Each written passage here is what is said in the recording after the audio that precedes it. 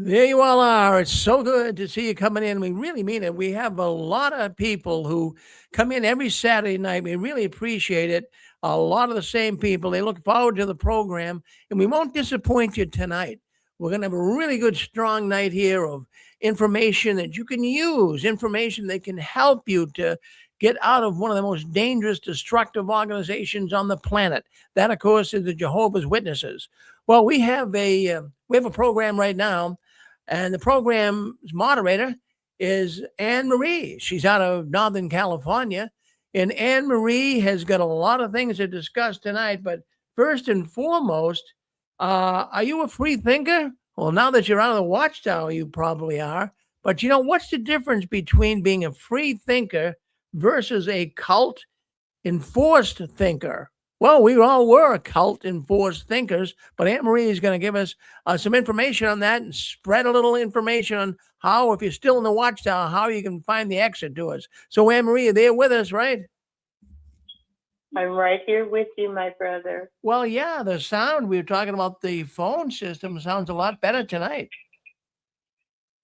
Well, my husband was tired of me crying, and he went down to the AT&T store, and he said, I need a good phone for my wife because she has a show to do. Well, there you go.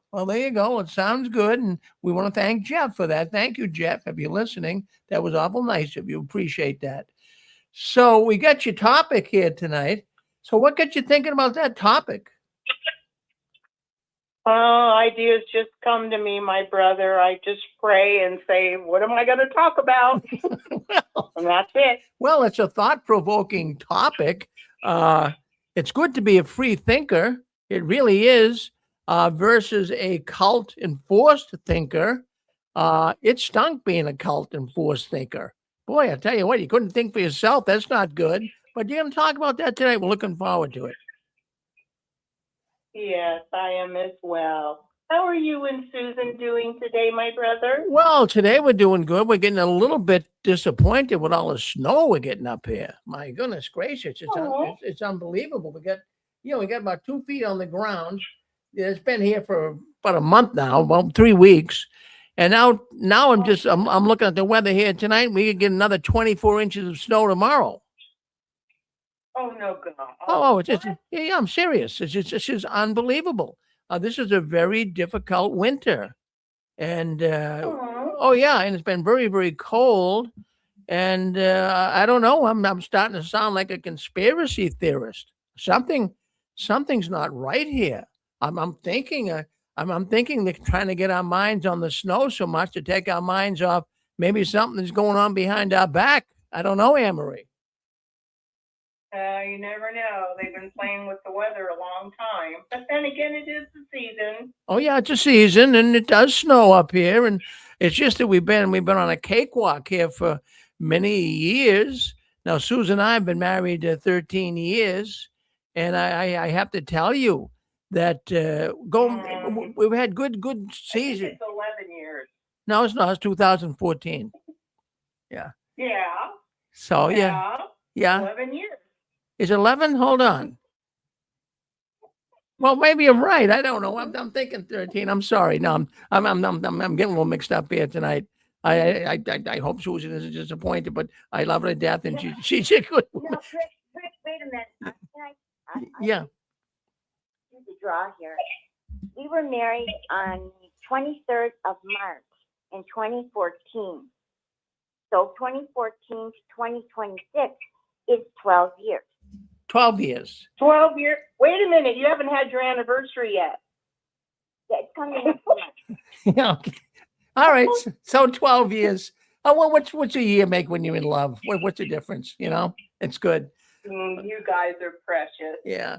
So anyways, so we're getting the snow tomorrow, and we'll have to live with it. I mean, we can't do anything about it. What are you going to do? You can't do nothing. So it's going to come.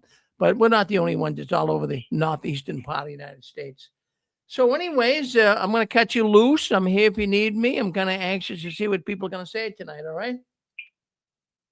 Oh, thank you, my brother. And I'm hoping that maybe you and Susan can add your very enlightening thoughts because you guys have been through it. Oh, yeah, that's for sure. Well, I'll weigh in on the subject. All right, Anne Marie, you're on your own, buddy. Take it easy. Yep. Thank you.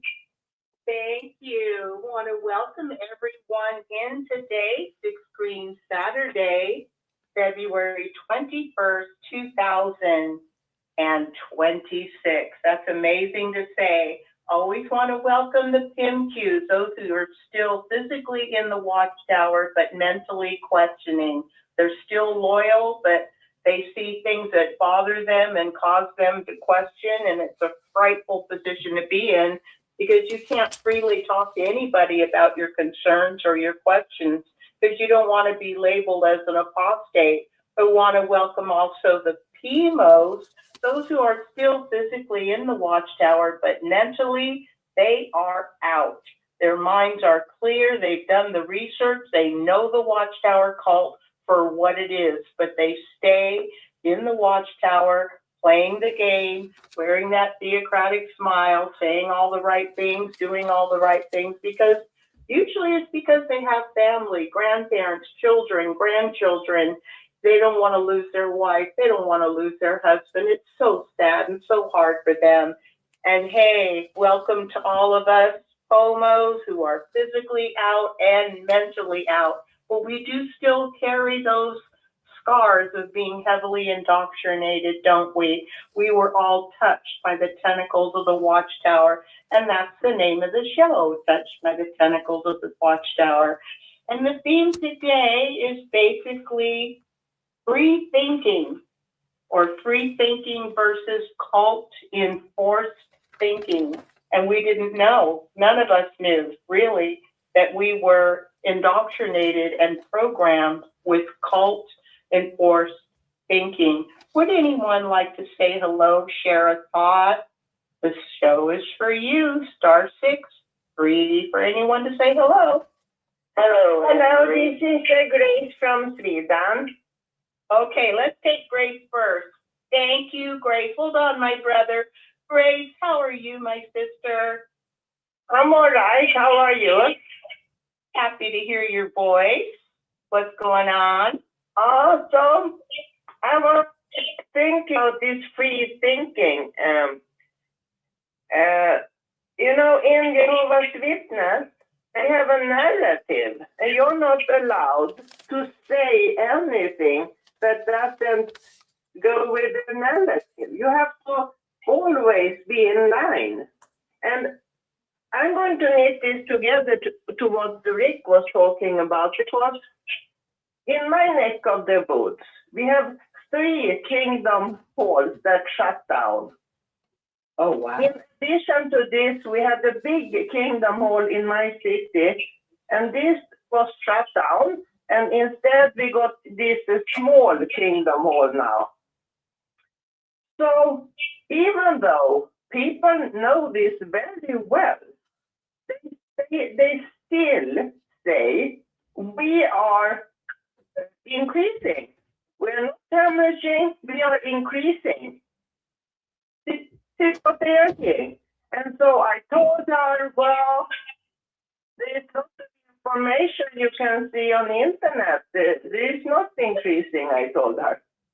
Yeah. And then she told me that's AI that is lying about us. We are increasing. So here's what I'm saying. They don't have any free thinking. They have to go with what the Watchtower is saying. But sooner or later, she will find out that they are not increasing. Sooner or later, the bubble is going to burst. How long can they do this without anybody take notice that they are hemorrhaging? It's so much. I mean, some meetings are big assemblies, 30, 40, 50% are missing, and nobody seems to notice. It's like, no, we have to say we are increasing. It's a complete thing. And this is the cult, and this is the non-free thinking in the cult. So that's all from me for now, at least. Thank you. Well, great. Thank you so much for sharing. And you're right. So these type of witnesses that don't want to face the truth or the evidence of the truth, don't want to do the research, they just don't want to know. They're in their Watchtower fantasy bubble, and they don't want anybody messing with it. And that's just basically it. Thank you, Grace. Brother, are you still there? You were coming on at the same time? Yeah, I'm still here. This is Donald from Texas, and guess what? It is 75 degrees here. Oh, I'm jealous.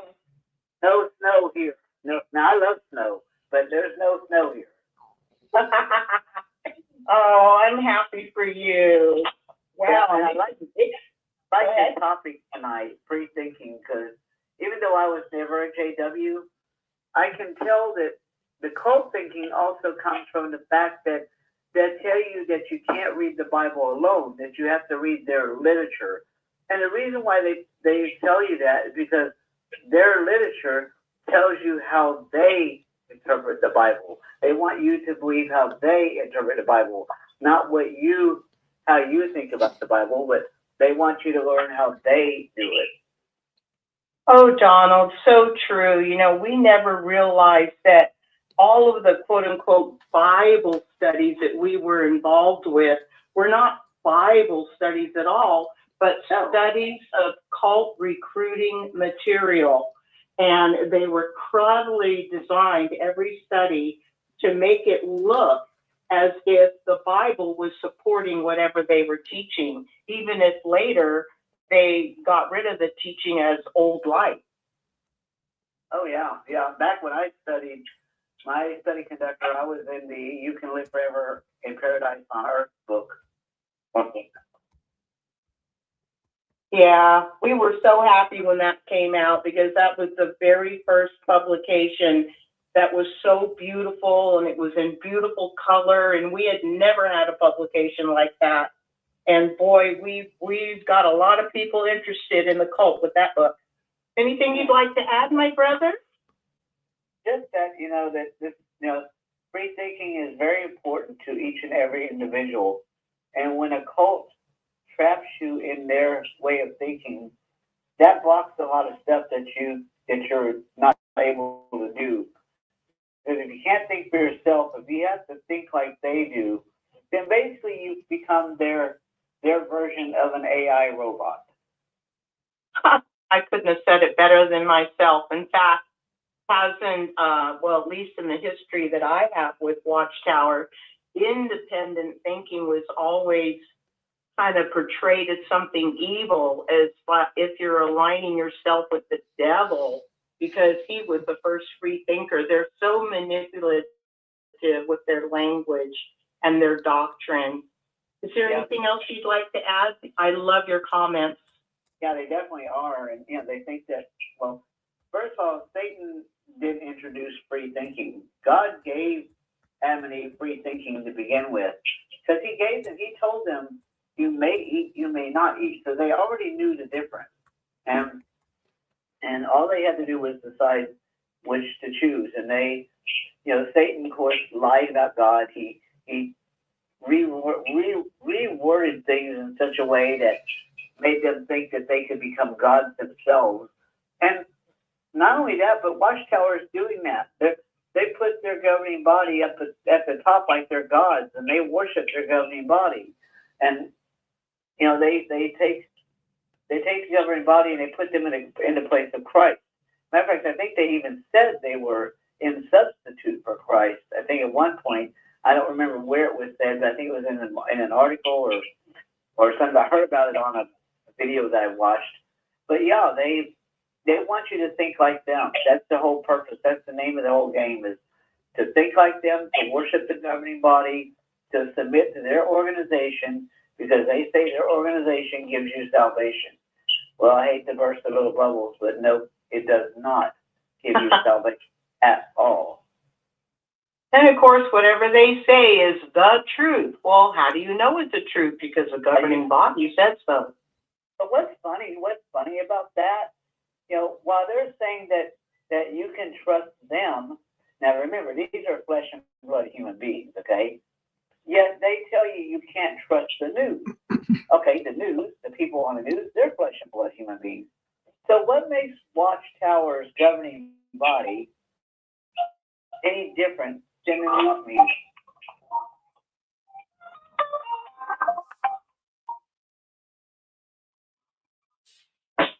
Are you there? Hey there? Yeah, my other phone was ringing. I'm so sorry for the interruption. Okay. Yeah. But yeah, I mean, those guys up in New York are just flesh and blood like everybody else is, so they're no better than anybody else. Right. They don't have special privileges. They're not anointed any more than anybody else is.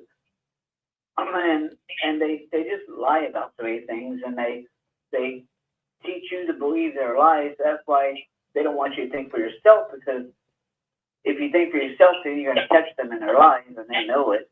That's why they don't want you to read the Bible itself, because if you read the Bible alone, you're going to catch them in their lies.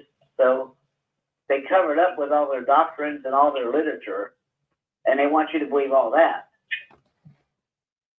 You make such perfect, logical sense, Donald. Thank you for saying that. Is there anything else you'd like to add? Not at the moment, no, but I'm glad to be a part of this, you guys. Well, I'm glad that you're a part of it too. Is anybody? Go ahead. I have something, Anne-Marie. Oh. Okay. Who is speaking, sister? It was me and my Susan. Hi, Susan. Hi. I was thinking, you were talking about cults and how people think it's cults, and some people will say, well, religion's a cult, or Catholicism's a cult, or being, Methodist is a cult. But they follow God's laws. They do. And they don't have laws separate apart from what the Bible says. They always turn to that as like their textbook, or they should anyway.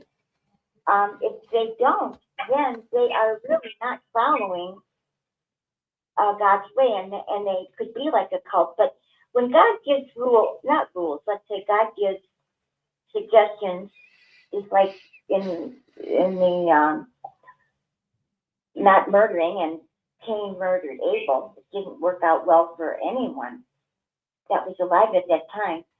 But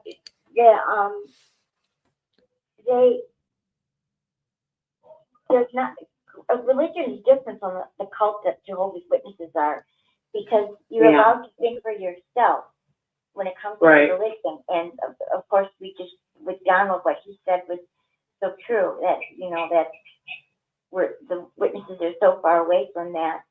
But when God suggests something, it's for our benefit. It's never for our detriment. Not right. It's for our benefit. Any other thing like maybe going to church on Sunday, that's for a benefit. That's to be with our brothers and sisters and to learn and to keep up with what the Bible says.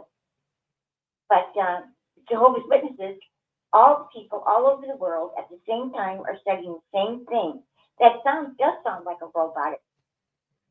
No doubt. It is. Well, everyone all over the world the same thing. They used to brag about it. But does that mean that everyone thinks that way? Did everyone agree with the statement that said that we might not live through Armageddon? That's the big deal. That's a big deal. It is a big deal. Yes. So we have to remember that not all rules or suggestions are bad. And the Watchtower can say don't kill, and so can the churches, but that's from God's mouth, and it's for our benefit. And you will not see any law of God not be for our benefit. Yeah, that makes so much sense, my sister. Absolutely. And why would God give us the ability of free thinking and free choice, and then kill us if we thought for ourselves? I mean, how did we end up thinking that following imperfect, uninspired men who cover up, child sexual abuse and lie to us and keep changing the truth? How is it that, that doesn't even make sense, that God would want us to join a group like that in favor of just following him and his son? It doesn't make sense to me. No, Anne-Marie, the thing is, the reason why they do this, and this is what I've come to the conclusion of, the reason why they say free thinking is bad is because that opens the door for their control. Exactly. The control mechanism that they use, because if they train you into thinking that your free thinking is terrible, then automatically you're going to follow their way, because that's what they want. They don't want you to follow the truth of the Bible. They want you to follow what they think is truth, and what they think is truth is really totally false. Because first of all, and I've always said this, and of course all of you know this, Jesus is not Michael the Archangel. I don't care how much they claim that. There's nowhere in Scripture that says Jesus is Michael. Also, there's nowhere in Scripture that Jesus shuns people. If they could show me one Scripture in the Bible where Jesus actually shunned somebody, I will rethink my thinking. But you know what? They can't, because it's not there. Exactly. If Jesus didn't shun, then why are they doing it? They do it because when they looked at it in 1947, when they asked the question, are you excommunicated, in that Awake magazine, they were looking at that and thinking, that's a good deal. The Catholic Church is shunning people. Maybe we could use this and modify it to make it to where we don't lose people, or to where we can get people to think the way they do. So yeah, 1952, yep, they did it. They started shunning people. So the shunning process is also part of blocking free thinking, because you're afraid to free think, because if you free think, you'll get disfellowship. Right. And for the sake of the archives, I would like to be able to interject that the magazine article that the Watchtower put out in their January 8th Awake 1947, entitled, Are You Also Excommunicated?, I believe can still be found on jwfacts.org. And it's funny how they condemn the Catholic Church for excommunicating their members for not agreeing with this or that, or not following the rules. But yet 5 years later, I believe in 1952, I think it was the March 15th Watchtower, they actually had a study article, and I think it was 2 or 3 study articles making a complete turnaround about how disfellowshipping, and a very strict disfellowshipping, was instituted. And it was basically a complete turnaround. They started being really hard-nosed and cruel, and shunning reared its ugly head, and it's still there. And you know what's weird is they said back then in 1947, they said that this was unbiblical. But all of a sudden now in 52, now it's biblical? Well, if they said it was biblical back then, what changed? How did Jehovah just change his mind and say, oh, wait a minute, this is biblical. I better tell my governing body in New York that they need to start shunning people. So I think this whole governing body, Jehovah's Witness stuff, it's just a scam. It's a cult, like you say, because it is a cult. And they change. Sometimes I think they change more than some people change their underwear. That's a good point. That's a good point. Would anybody like to comment? Because I really want to get into this whole entire subject, and I don't want to miss out on anything. Yeah, Anne-Marie. Anybody wanting to share? I'll come in. Yeah, I think Rick was first. Okay, thank you.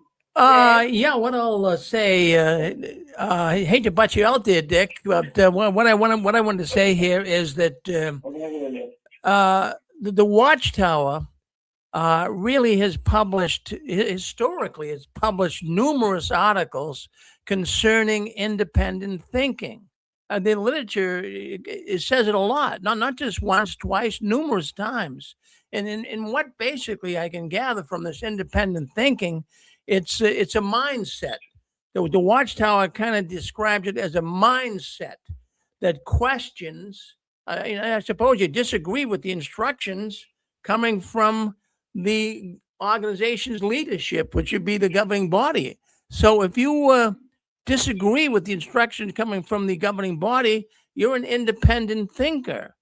And in the organization, it's always taught that true unity, if you're going to be a real Jehovah's Witnesses, the members have to align their thoughts with who? The faithful and discreet slave.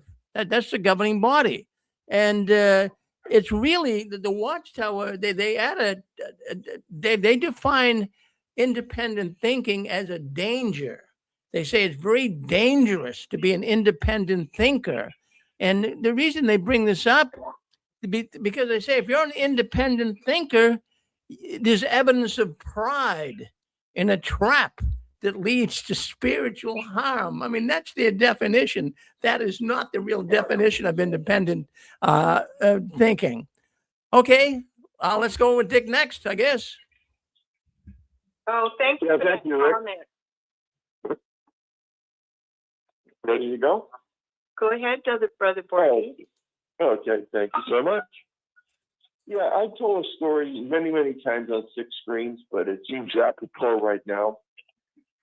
I had a sister-in-law that got the scholarship for wearing a Santa Claus pen on her lapel, and she wouldn't go to a judicial meeting. So after 3 or 4 times, they disfellowshipped her.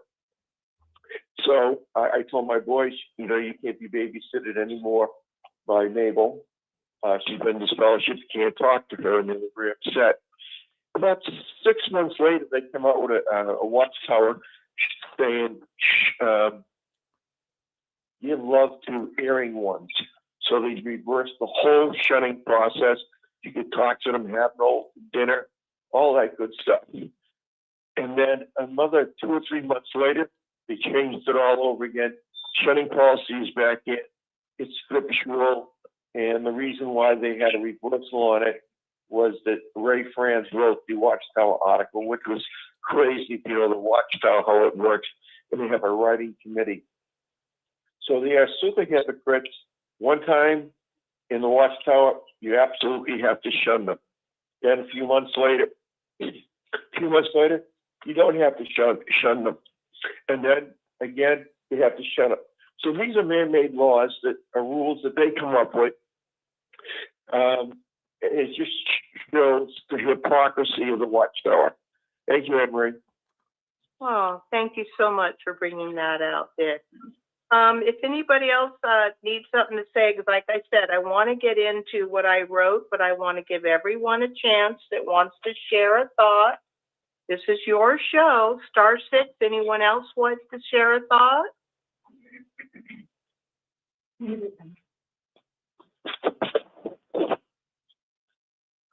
Okay, if not, I'd like to start. Anytime you need to interject, please feel free. I'm going to start with cult-induced thought control. Cult-induced thought control involves systematic manipulation that replaces an individual's authentic identity with a new group-dependent one. And key symptoms include abrupt personality changes. Now it's all about what the group teaches, what the group says, what Jehovah says, what the Watchtower teaches. They also symptoms are loss of critical thinking. We know this is true. Another symptom is intense paranoia about the outside world, isolation from unbelieving family or friends, childlike devotion to the leaders of the group. Now, some tools of cult mind control include destruction of critical thought, such as inability to question the leaders or the group, replacing independent thinking with group dogma. You don't think for yourself anymore because you're leaving room for Satan. And as Dick brought out, it's a sign of pride, and that's leaving room for Satan. No matter what you do, you better replace that independent thinking with the group thinking. Also, another symptom is thought-stopping techniques, the use of special and or repetitive language or phrases or words, language that can only be unique to the group. Like, they can't say bulletin board, has to be information board. We don't say they got on the stage, we heard it from the platform. You guys know the drill. They have tools to stop negative or critical thoughts toward the group. You think like the group, you're in good. You don't, you're wicked. One other problem is delusional thinking, the adoption of absolute black and white thinking regarding the group, conspiratorial views or beliefs instilled by the group. They just believe whatever they're taught. There's no like, wait a minute. Then there's the phobia induction, fear-based, irrational programming that leaves the group, this programming that to believe that leaving the group will lead to misery, death, or damnation. In other words, die at Armageddon. So many times, I know this is true for me, so many times we heard from the platform in regard to one who had left the Watchtower and maybe ended up on drugs or lost their home or their job, their life was destroyed, lost their marriage, and especially if an XJW committed suicide, what we heard from the platform had nothing to do with sympathy or sadness or how sad or anything. It was, you see what happens when you leave Jehovah? In other words, when you leave the Watchtower cult. No sympathy, no kindness, only a dire warning to the members that are still there that they are doomed if they ever dare leave the Watchtower organization. Under the subheading, emotional and behavioral symptoms, we have suppression of feelings or natural feelings, inhibition of love, of course. Who's this? Well, I'm not going to say right this second. But the national... No, just give me a name. Mr. Rogers. Mr. Rogers, whatever you want to call. That's fine. Okay. Mr. Rogers. Okay. What do you have to say, Mr. Rogers?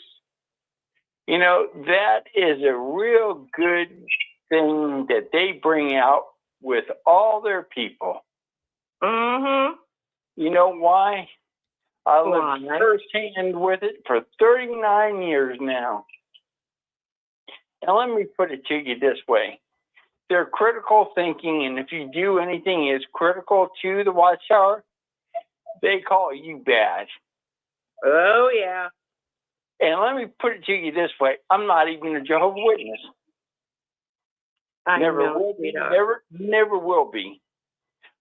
I watched what they did to my darling wife, and they have destroyed everything that they did to a man now. Yeah. And they don't care. No, they don't. The mind control techniques they use is word scenarios to put them in fear or in check. And I called them out on it in a damn Kingdom Hall 2 weeks ago. No, you did. Yes, I did. And the elder says, you need to sit down. I said, no, I have freedom of speech in this country, and I'm going to speak whenever hold your speech. There you go. And I said, I'm an American citizen. I believe that you're not American citizen. Mm-hmm. You don't have an American flag here. You don't belong in my country. And you sure don't want to be in my country. But when you want to backstab my country, no more. It ain't going to happen anymore in this country. So, since the last time I talked to you, I raised a hell of a lot of money.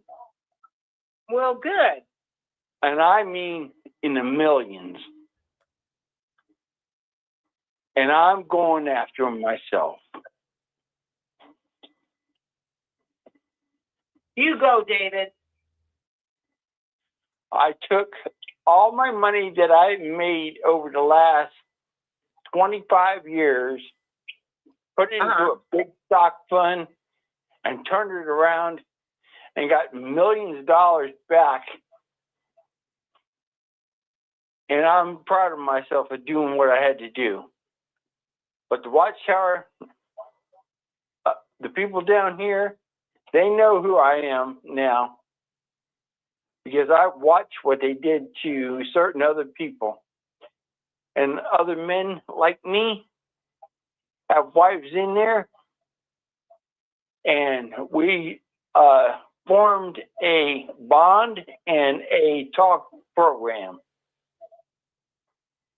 And I went and hired 3 attorneys to take what I want down. I would like to take their money away from them completely. And I'm writing a book about how to take them down. Well, you said you were going to do it, and I knew you would. And I spend all my money just to get them this far. And they're not taking my wife, and they're not taking any other people that I know in their crop anymore. The buck stops here. And I mean that. I know you do. I know you do. And you guys just watch what's going to happen. Okay, is there anything else you want to add? Because I want to get back to what I was trying to say. But just all the mind control techniques and tricks they say from their podium. And they say it because the simple fact they put the fear, the guilt, the shame, and don't do this and don't do that. And that's just what they've done to my wife. And I see it in the poor little lady's eyes so bad. I can't cry for it, and I can't say it's right. She has to figure it out on her own. But in my heart, it's tore all apart. Oh, sweetheart. But that's just the way the Watchtower controls one person in the family.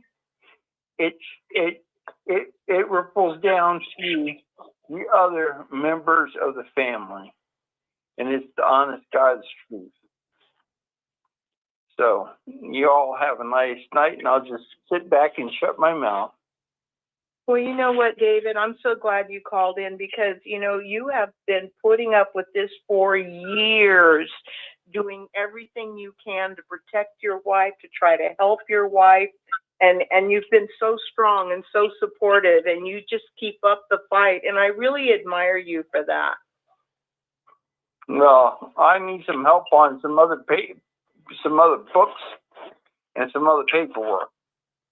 And I need to get these books and paperwork. I can't find them from anybody that I know anymore. But well, I hope you can books and stuff, and ask Rick if he can help me out to find these books. Because this is what's going to bring the monkey down. I don't have 3 more books to find, and the monkey will come down. Well, maybe, and you as well. Thank you so much, David. All right, bye-bye. Thanks, bye. I don't know where I left off, so please forgive me. I'm going to go with emotional and behavioral symptoms. There is a suppression of natural feelings. Remember, the Apostle Paul said something about no natural affection. And I have seen it myself, and I have experienced myself.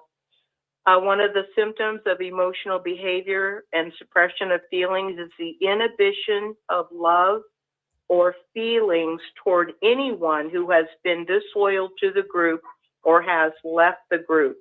Another one is personality changes, sometimes appearing to outsiders or people who have known them before they became indoctrinated in the Watchtower cult. These are seen by outsiders as being brainwashed or having a robot-like demeanor, though the one taken over by the cult thinks that you're the one that just doesn't get it.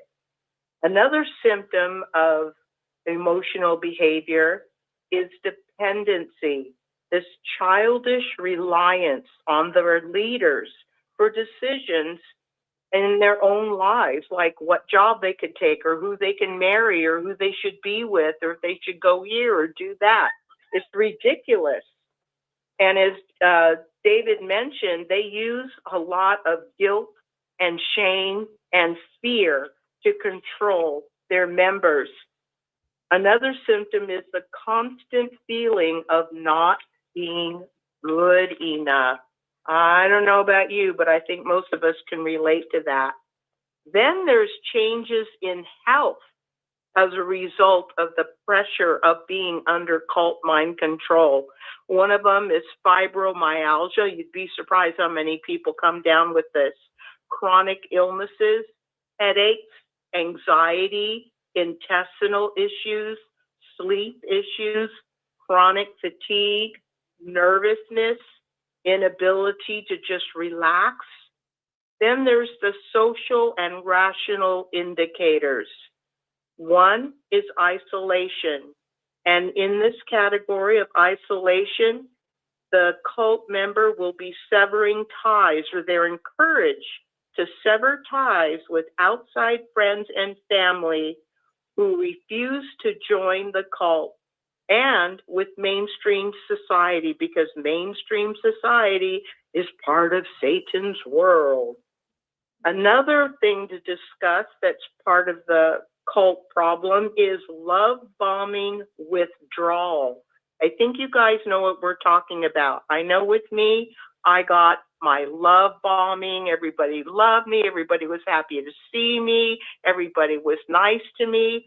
As soon as I got baptized, I'll never forget, I went to the meeting. I was so happy. I was now a sister. I was at the back of the hall where the doors came in, the doors where you entered. You walked into the back of the hall, and I was used to everybody. Oh, hi, Anne Marie. I say, oh, hi, Sister Satchel. How are you? Oh, hi, Anne Marie. So nice, so nice. And this time I'm standing there, just gotten back from the circuit assembly where I was baptized. And I'm like, hi, Brother so-and-so. Oh, hi, Anne Marie. And they keep going. And this happened over and over to every single person that had formerly been nice to me before I was baptized. And I saw my teacher, the lady who had studied with me and quote unquote been my friend. Her name was Connie. And I saw her and I said, oh, hi, Connie. She goes, oh, hi, Anne Marie. And she walked away. And I ran up to her and I grabbed her arm and I said, wait a minute, please, can you explain something to me? I said, everybody's acting so different, and everybody used to be so nice, and now everybody's like really cold and just not even talking to me. And she got a really kind of a cold, irritated look on her face. And she said, you know what, Anne Marie, you've been coddled long enough. You're a baptized Jehovah's Witness now. It's about time you started acting like one. And she wrenched away from me and walked off. That is what is called severing ties, when they love bomb you and then they withdraw the love bombing. The initial overwhelming affection and attention is suddenly replaced by the withdrawal of all this love in order to enforce obedience once they know they've got you. That's an interesting initiation that you've described, because you moved up in the pyramid structure. And I just felt so often betrayed by people that I really thought were my friends. And they really defined friend in a very different way. Yeah, I don't think, I mean, of course, I wasn't studying long enough to really experience any of that, but, you know, that love bombing thing, it all sounds fake. I mean, it's just fakeness is what it sounds like. Because, yeah, like she said, you know, when she became a witness, you know, when Anne Marie became a witness, all of a sudden now, oh, it's time to turn off the niceness now. It's time to turn off the love. You're already in the... It was initiation. It was like fraternal initiation. She moved up in the pyramid structure. Yeah. And to me, that's a form of evil, because if you don't really genuinely love people, why are they so friendly to you? Oh, I know why they're doing that up front. They want to sell it to you. They're selling it to you. Yeah, it's a front they put on. Just like if you went into a car dealership or went in to buy a fur coat or something. They're doing sales on you. Yeah. There you go. you know, touch this wonderful coat that costs $10,000. Oh, it looks so nice on you. Oh, the fit. Notice how the waistline fits so well. You want this, don't you? Oh, it's fabulous. Yeah. Yeah. Fake love is what I call it. Yeah, just fake. Anybody want to add anything before I continue? Thank you for that, Dixie. The book this week of interest is called The Body Keeps Score. Oh,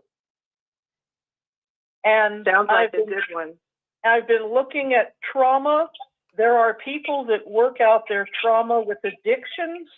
There are people that work out their trauma in their, we're a grown-up group here, so I'll say it, in playing sex scenes sometimes. They work out a trauma.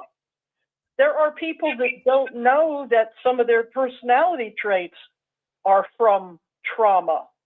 I have really matured in the last 3 years from things that went way, way back, and seeing that some of it wasn't anxiety or it wasn't procrastination. It was actually from trauma.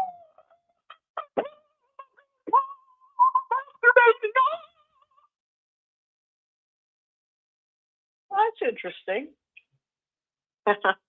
I don't think they're well. We're not talking about relieving their trauma and being well. The group here, I think, can be well. I think we can be functioning adults that can resolve conflicts. I think we can have happy relationships. We can have hobbies. We're truly free. Preach it, Fixie. That is so well said. Okay, may I continue unless somebody else has something to add?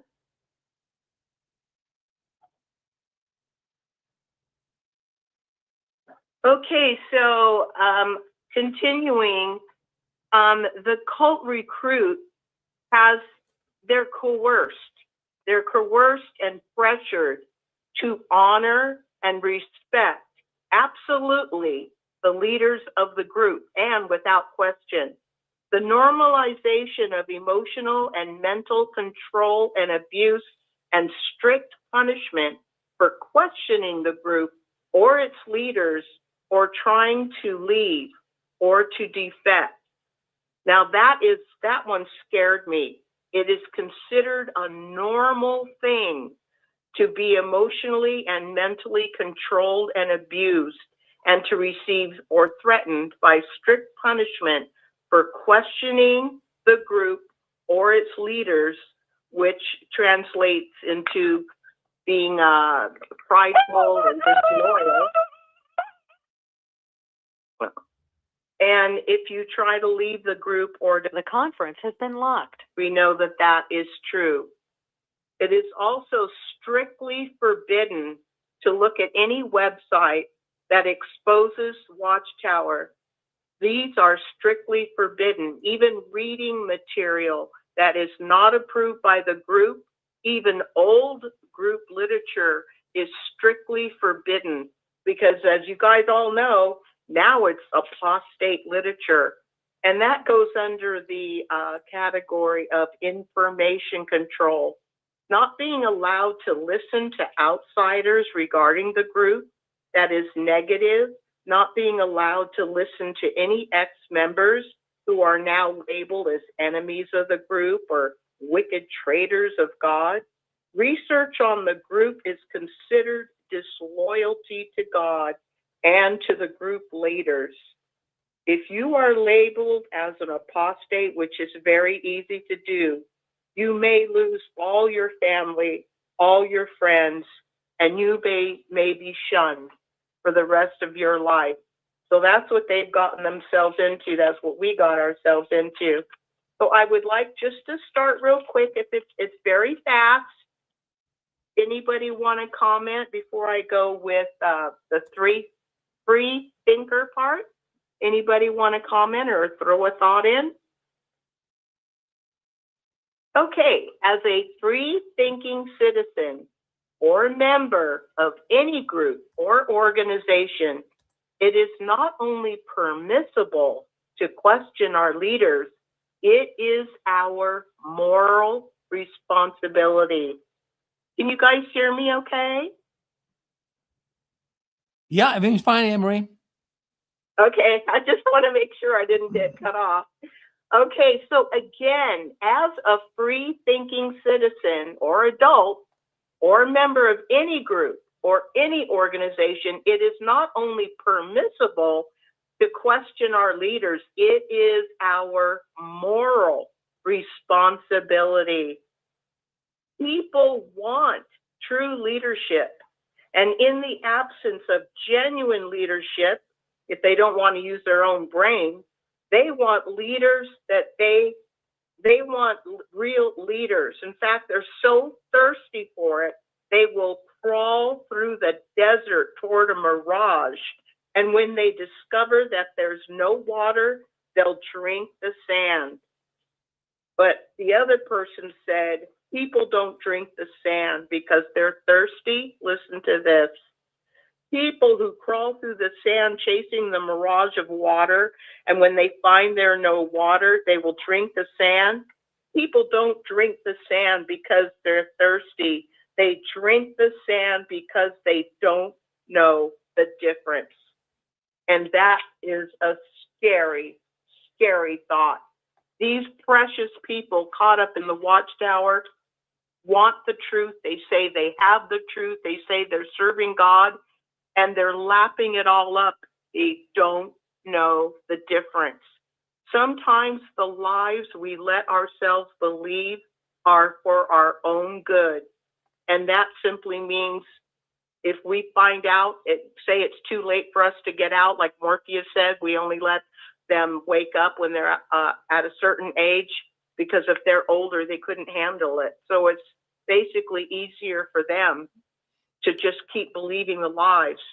Jehovah's Witnesses who become angry and defensive and attacking seem to do this in order to protect themselves from having their belief system shattered, an experience that would shatter their entire life.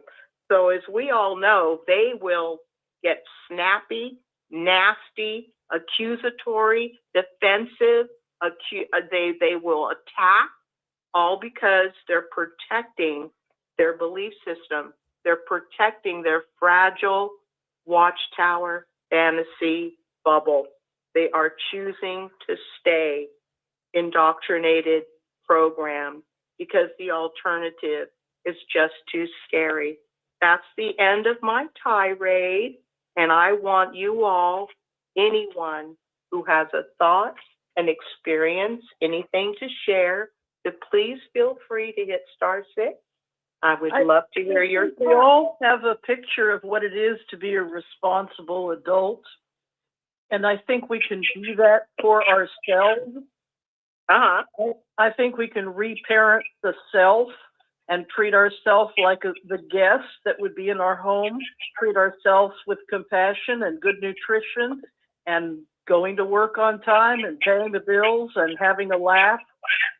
We can do these things. We can respect, as Jesus said, we respect the leaders. We respect the nation we live in. We pay the taxes, but we don't need a personal leader. We're adults.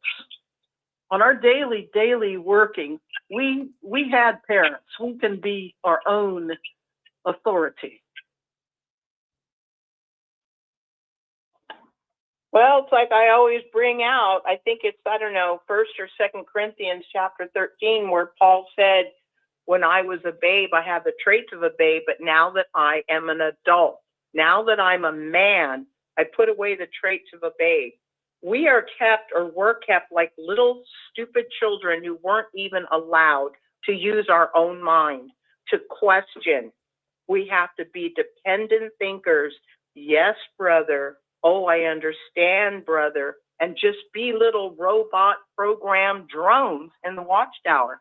And the thing is, I don't have a problem with any religion that teaches anything.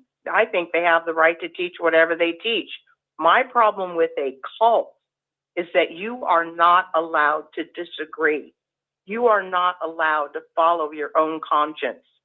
The Watchtower can preach all they want that you can't celebrate Christmas, you can't have a blood transfusion, you can't celebrate birthdays, whatever.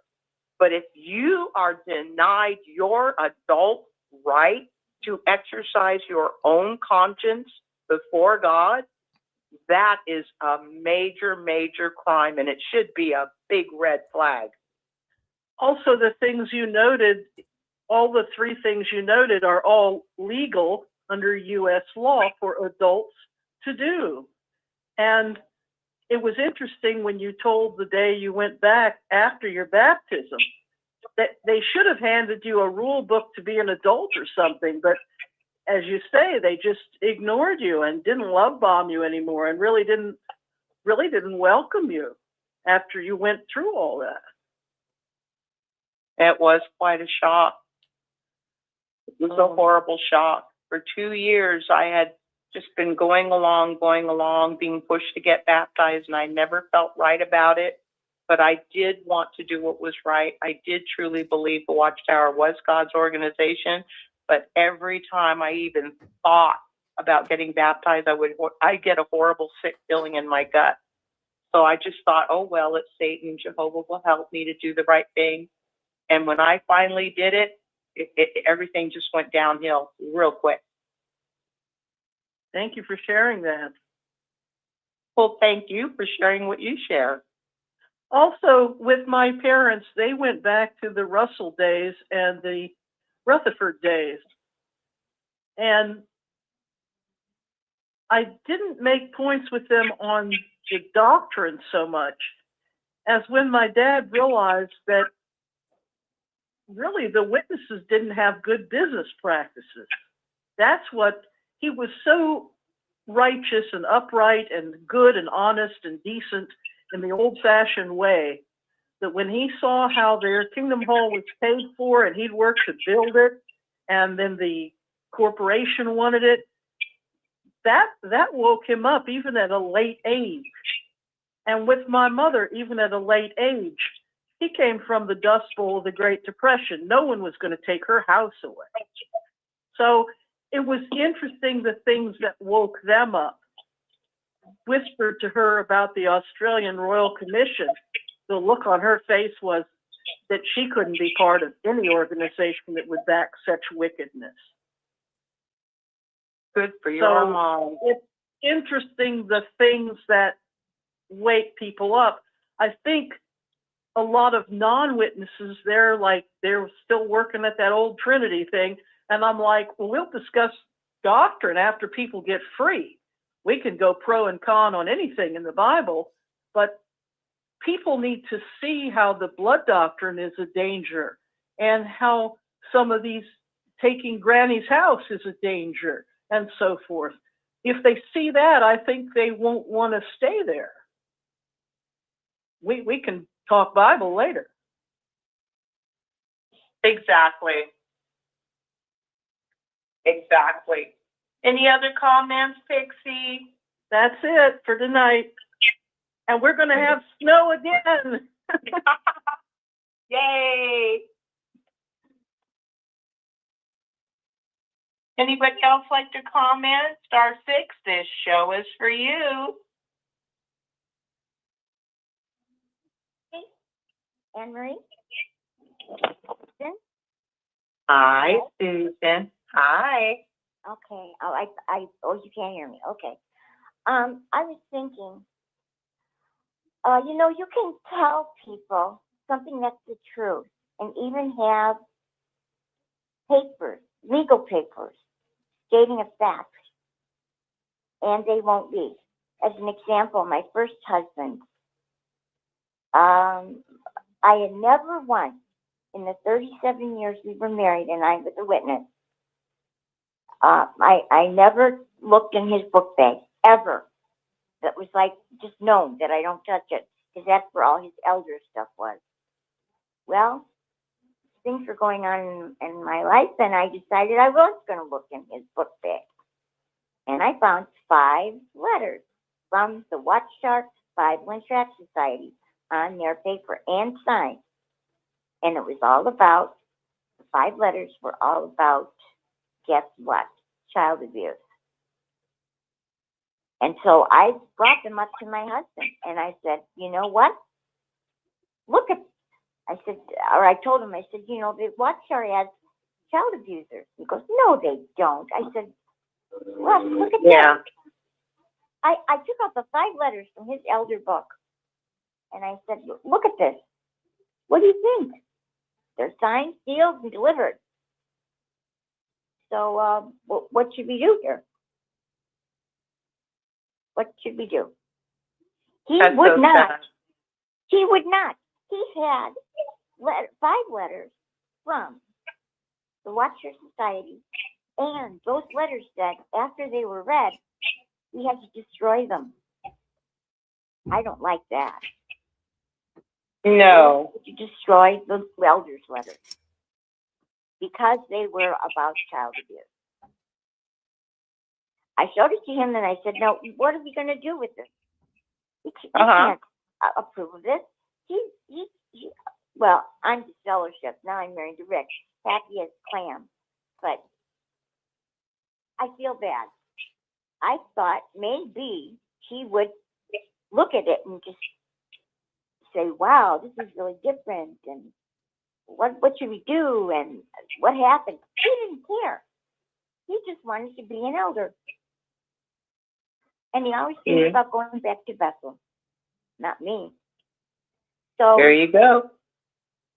So what do you do with something like that? What do you do? I'm hearing you. That must have been a shock. So those are papers right in front of the state. And I had a question for you too. Did the book that you were looking at, or the article that you were studying, did it talk about how young people are more apt to questioning things and getting out of the Watchtower, because we see them leaving in droves? So was there anything that spoke about them being more open to different opinions? And did it say anything? Okay. Yes, who's this? What did it say about young people and you know, questioning and leaving? And did they have anything about that? I didn't see anything about young people because they're all indoctrinated the same. This was just a quick review. I found a lot of things, but I didn't want to. I like to keep it nuts and bolts because it's already bad enough. It really, really is. And now that you brought up the problem of pedophilia within the organization, as our dear Barbara Anderson said in her own words, this has been going on forever. While the Watchtower publicly denies and denies and denies and threatens victims and tries to buy off victims, and then says publicly it's all apostate-driven lies when they know it's not. And they have no qualms about lying. Meanwhile, how many thousands upon thousands of little children continue to suffer? It's really sad. If anyone, sometimes people take money instead of taking justice. That hurts me too. That hurts me a lot. Well, it must be hard to be in that position because traditionally anybody who does step outside the Watchtower box and go to the authorities are continued, they're continually seen as enemies, disloyalty to God's organization. And that's a real sad thing, very sad thing. Anybody want to look into the beginning of this, as far as I know, as far as being publicly brought out, you can go on YouTube and in the search bar, just put Dateline 2002 Watchtower or child abuse or whatever. They did an entire expose, Dateline did. And they promised to do a follow-up, but I do believe that it was the Watchtower lawyers who shut them down because they were adamant in saying, this is not the end, we're going to do a follow-up. Never happened. But it's a real good way for anybody who doesn't believe in the child abuse issue. The Dateline that was aired in 2002, starring Erica Garza, that's where we first hear about David, Bill Bowen of Kentucky Elder, who stepped down to help child abuse victims, who got this fellowship for what he was doing. And we also first hear about our dear Barbara Anderson, who told Bill Bowen about all of the files that she found on the known child molesters that the Watchtower kept at Bethel, that they had all through the organization, and how they had them all hidden. They just kept hiding them and moving them around.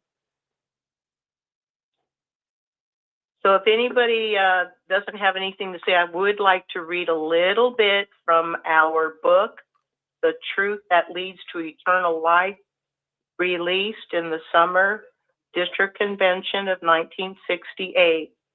And the second chapter of the Watchtower's publication is entitled, Why It Is Wise to Examine Your Religion. I found it interesting that the Watchtower organization would dedicate an entire chapter to explaining to the reader why it is wise to examine your religion. Beginning on page 13 of The Truth That Leads to Eternal Life, the Bible informs us that the true worshipers will worship the Father with spirit and truth. That's from John 4:23. If our worship is to be acceptable to God, it must be firmly rooted in God's word of truth. Jesus reproved those persons who claimed to serve God, but who relied instead heavily upon the traditions of men in preference to God's word. He applied to them God's own words from Isaiah 29:13, saying, "It is in vain that they keep worshiping me, because they teach commands of men as doctrines." That's Matthew 15, verse 9. Since we do not want our worship to be in vain, it is important for each one of us to examine his religion.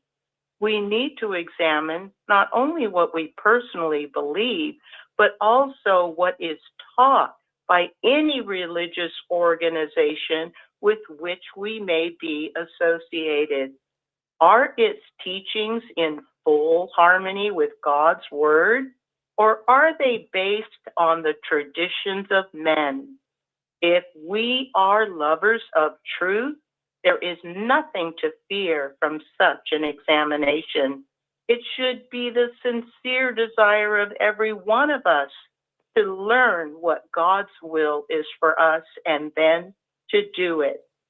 The mere fact that church members may have the Bible, or that it is occasionally read to them from the pulpit, does not of itself prove that all the things that they are taught in that religion are in the Bible. It is good to have the Bible, each and every person should, but we must also know what it says and believe it. If a religion really accepts the Bible as God's word, it is not going to use certain parts of the Bible and then reject other parts. The man who wants to please God must be sincere, but sincerity alone does not make religion approved in God's eyes. The Apostle Paul was moved by God's Spirit to write, "I bear witness to them that they have a zeal for God, but not according to accurate knowledge. For because of not knowing the righteousness of God, but seeking to establish their own, they did not subject themselves to the righteousness of God." That's Romans 10, verses 2 and 3. So as a result, their sincerity was misdirected. Their problem was that they were looking in the wrong direction for instruction. They held on to the Jewish religious system, for example, which had rejected God's Son, and so was itself rejected by God. So it goes on, and it says that you have to know, does the Bible support the religion that you are in? Does the Bible support what you are being taught by whatever religion you are in? And basically it says, be like the Bereans who accepted the word of Christ with the greatest eagerness of mind. But what did they do? They examined the scriptures daily as to whether these things were so. So I think it's a really good thing if anyone would be able to get hold of this book, The Truth That Leads to Eternal Life, released by the Watchtower Society in the Summer District Convention, 1968. So I am hoping that each of us will understand what it said. Once again, if we are really lovers of truth, we will not be afraid to find out what that truth really is. And it does not go against God to try to find out what the truth is. But I don't think God's too happy if we just choose to blindly believe whatever man tells you to believe. Anybody like to comment? I think I've taken up enough of your ear. Star 6, this show is for you. Midway between in that truth book, if you go to the center of the book, look for the italics. There's one sentence in italics there that'll rock your world. Well, since I don't know what page you're referring to, I don't know how to find it, Pixie. It's the center of the book. You'll find it as you play with the book. Okay, I can find it if I play with the book. Yeah. No idea what chapter it's in, my dear. I'm just seeing it in my mind, and I remember that it was in the center of the book, and it was italics. And I mean, they're really kind of writing Jesus out of the whole dogma. Okay, well, I can't find it, but now I will be looking. I don't see anything about it. I know on page 88, they were really pushing 1975, how terrible that year was going to be. We better get ready for it. Yeah, that's all I see, my dear. It was a great year for rock and roll. Oh, don't get me started. Now I got to go look up the music. Anyway, it might take you a while, but it's neat that you have a copy of that, because that book's getting hard to find. It is very hard to find. I've been tempted to sell it, but I just won't do it.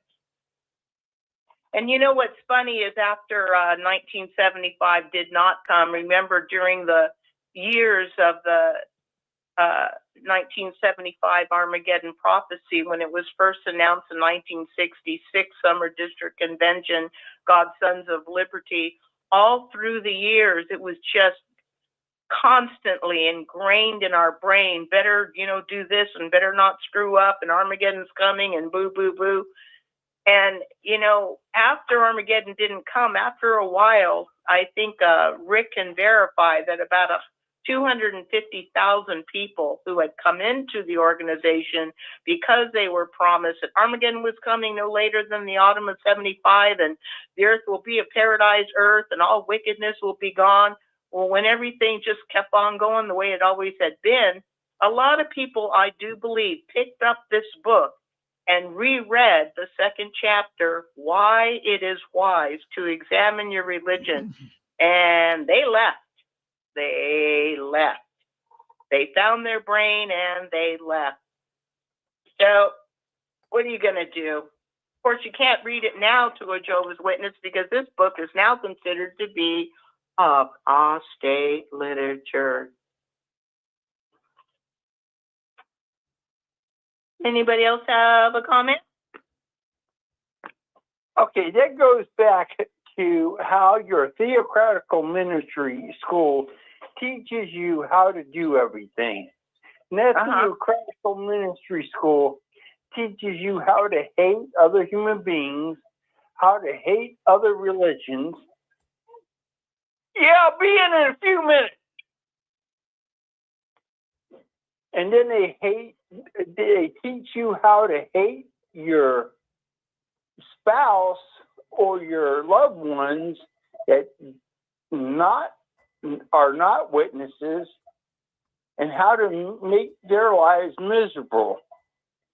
And the book that I'm talking about, and all the theocratical warfare they teach to the individual, and to hate other human beings is so bad to other people. And I've watched it through the school system here in our general area. And we watch these poor kids not be able to do certain things with their friends and family. I even watched a kid had a great scholarship, and he had to turn it down. He was going to go to Harvard. And I couldn't stand by and letting that kid not go to college. I put enough money up to let him go to college on his own after he got out of his mom and dad's house. Way to go, David. So I just want to tell you that theocratical ministry school is what they teach and how they teach things. And that should be brought up in a court of law.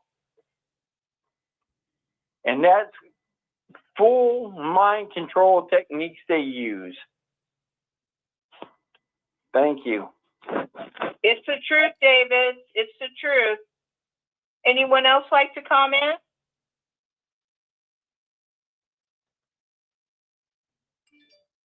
I was just thinking that no matter how much proof you present and how accurate it is, you will automatically be called that you're working for Satan. No, if you criticize the Watchtower, they won't take any critics for serious. And they always blame artificial intelligence. So it's AI this and AI that, and they are just lying about us and blah, blah, blah. It's the perfect scapegoat for Jehovah's Witnesses now. Right. Well, that's from me. Thank you. Thank you, Grace. You always give such fine thought. Appreciate it. They're always, by blaming AI for all that. This is Donald here. By blaming AI, like she says, a scapegoat, but it's also them burying their head in the sand when the facts are facing them.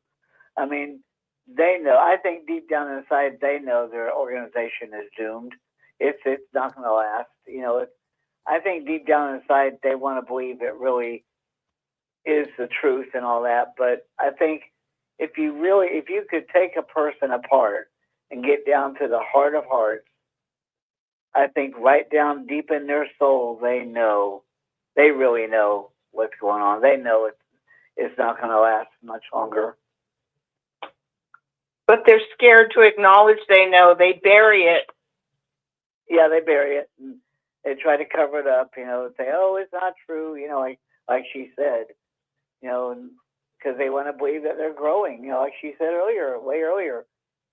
That lady said that someone told her they were growing, they were prospering and all this stuff, but no, they're not. But there again, Watchtower doesn't want them looking on YouTube. If that person were to go on YouTube and look, they'd see really quickly that they're not growing at all, really. Right. But there goes that controlled thinking thing again. They don't want you to think for yourself. They don't want you to think like other people do. They want you to think like they do. So. Well, that's the only way they control you. They want you to think what they tell you to think. Yeah.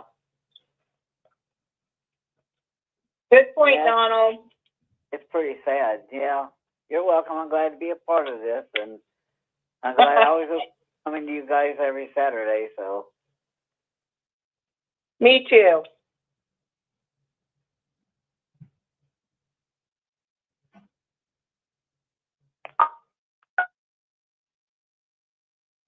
Anybody else care to comment? Have a thought to share?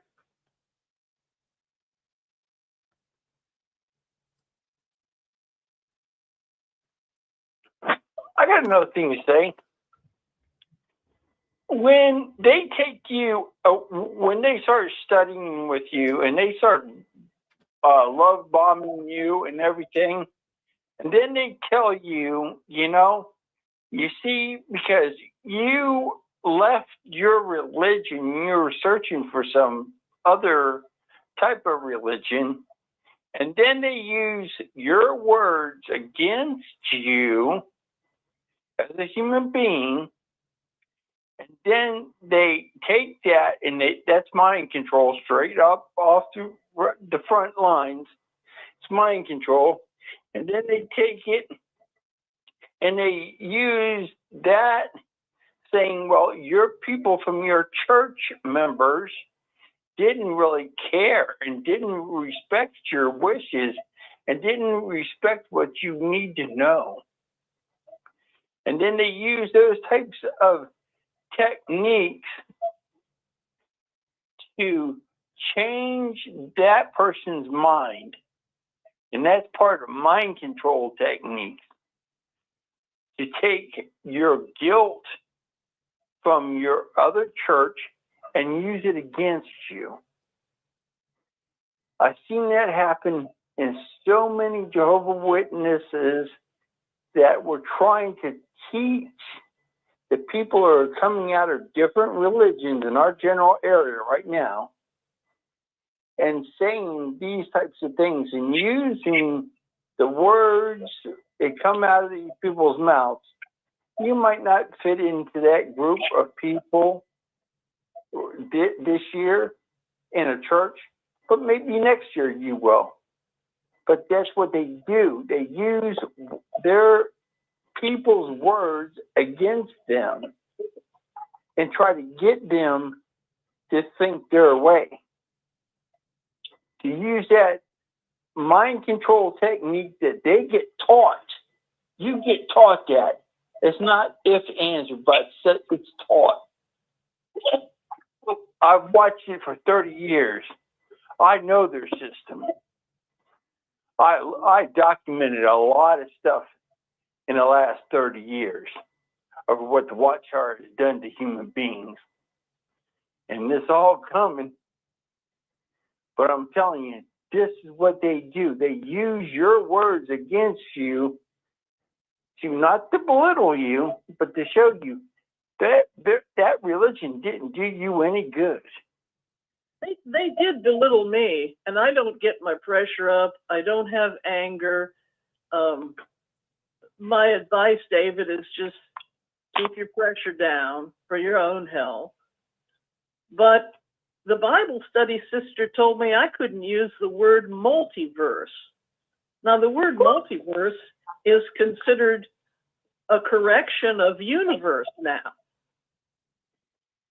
And she told me I couldn't subscribe to Archaeology Today magazine, which I enjoy very much. What magazine? So she belittled me in front of my own mother, who was sharp as a tack. And my mother, even in her late age, said, well, why can't my daughter pray at her own Bible study? And finally, my mother says to her, I don't recognize this religion, and I've been a member of it since 1936. Wow. Way to go, Mama. So I think they do sometimes use techniques of belittling. Oh, yeah.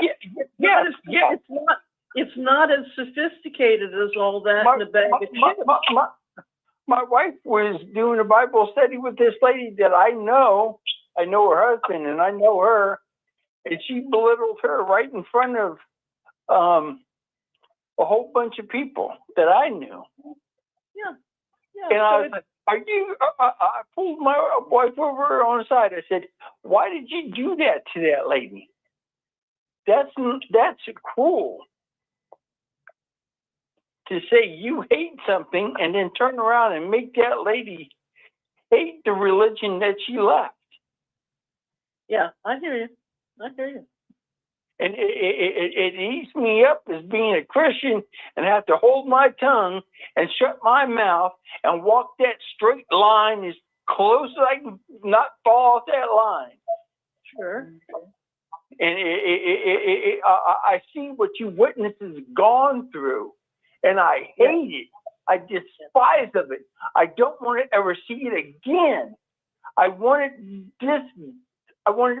to be gone, vanished from the earth. Well, the best we can do, David, is to have the freest life we can have. And there's no guarantee that a multi-gazillion-dollar corporation will fall like a Jenga set. We all think that. Pixie, I'm a sure try to do that. I know you do. I know you do. I am. It's not if, and, or but no more. In my mind, I'm gonna start from the bottom up, and I'm gonna work my way up, and I'm gonna take every dime I can get out of them. Well, you know that Jenga set, it just takes one little pulling of one little piece of wood, and the whole tower comes down. So it might come from an angle that you and I haven't even thought of yet. I've thought about a million angles, but I know where the money is. I know where the money is. Yeah, I know where the money is. We're gonna get some snow on Sunday night, so make sure you got some soup and pizza and fun stuff. Oh yeah, You're gonna be brutal. It's gonna be what? Monday and Tuesday is going to be brutal. We could get from 2 to 5 inches again.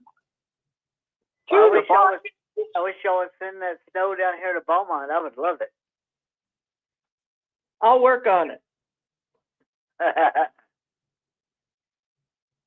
But it's the worst. 5-degree weather. I'll take the cold.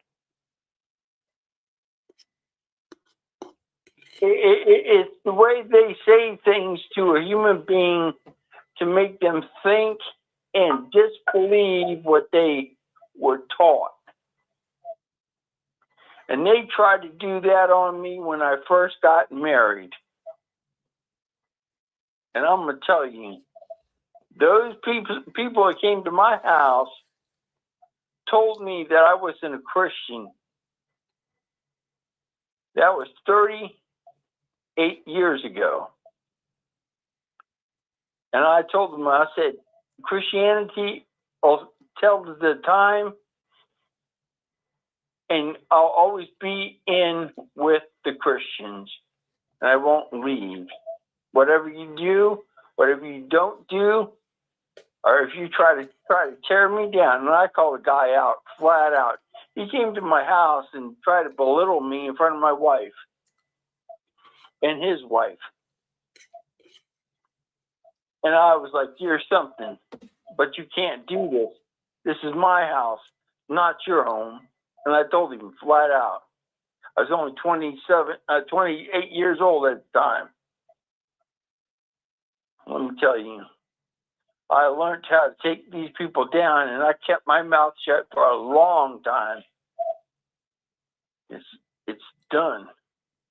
Yeah, I think a lot of people are tearing the tower down as it is right now because a lot of people are leaving that religion, and the more people leave, the weaker that tower gets. And one day, just one day in the future, I don't know when. I'm not going to say when because I don't know when. But one day, it's going to collapse. Y'all remember when? This was years ago.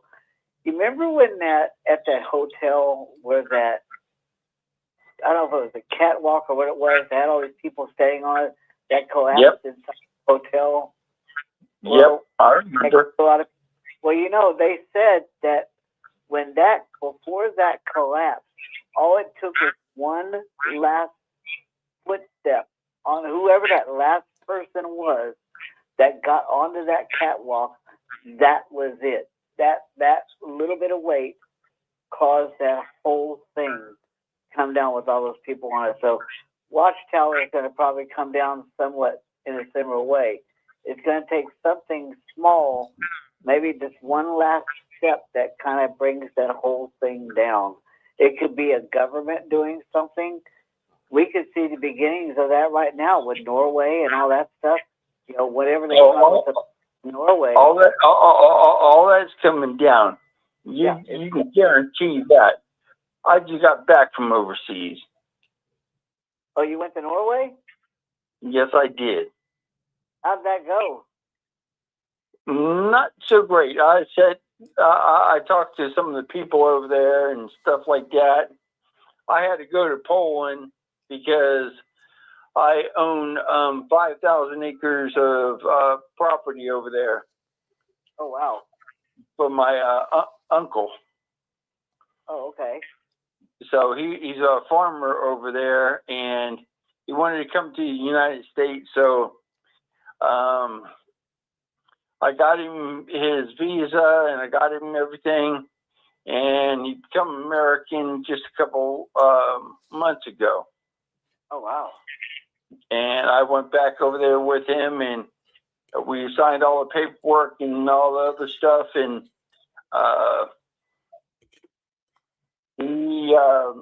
we sold the farm, and we made a lot more money than what he was thinking.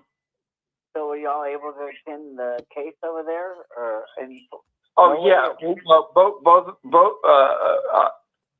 I went over there, and he stayed in a hotel room for the 8 hours that I attended.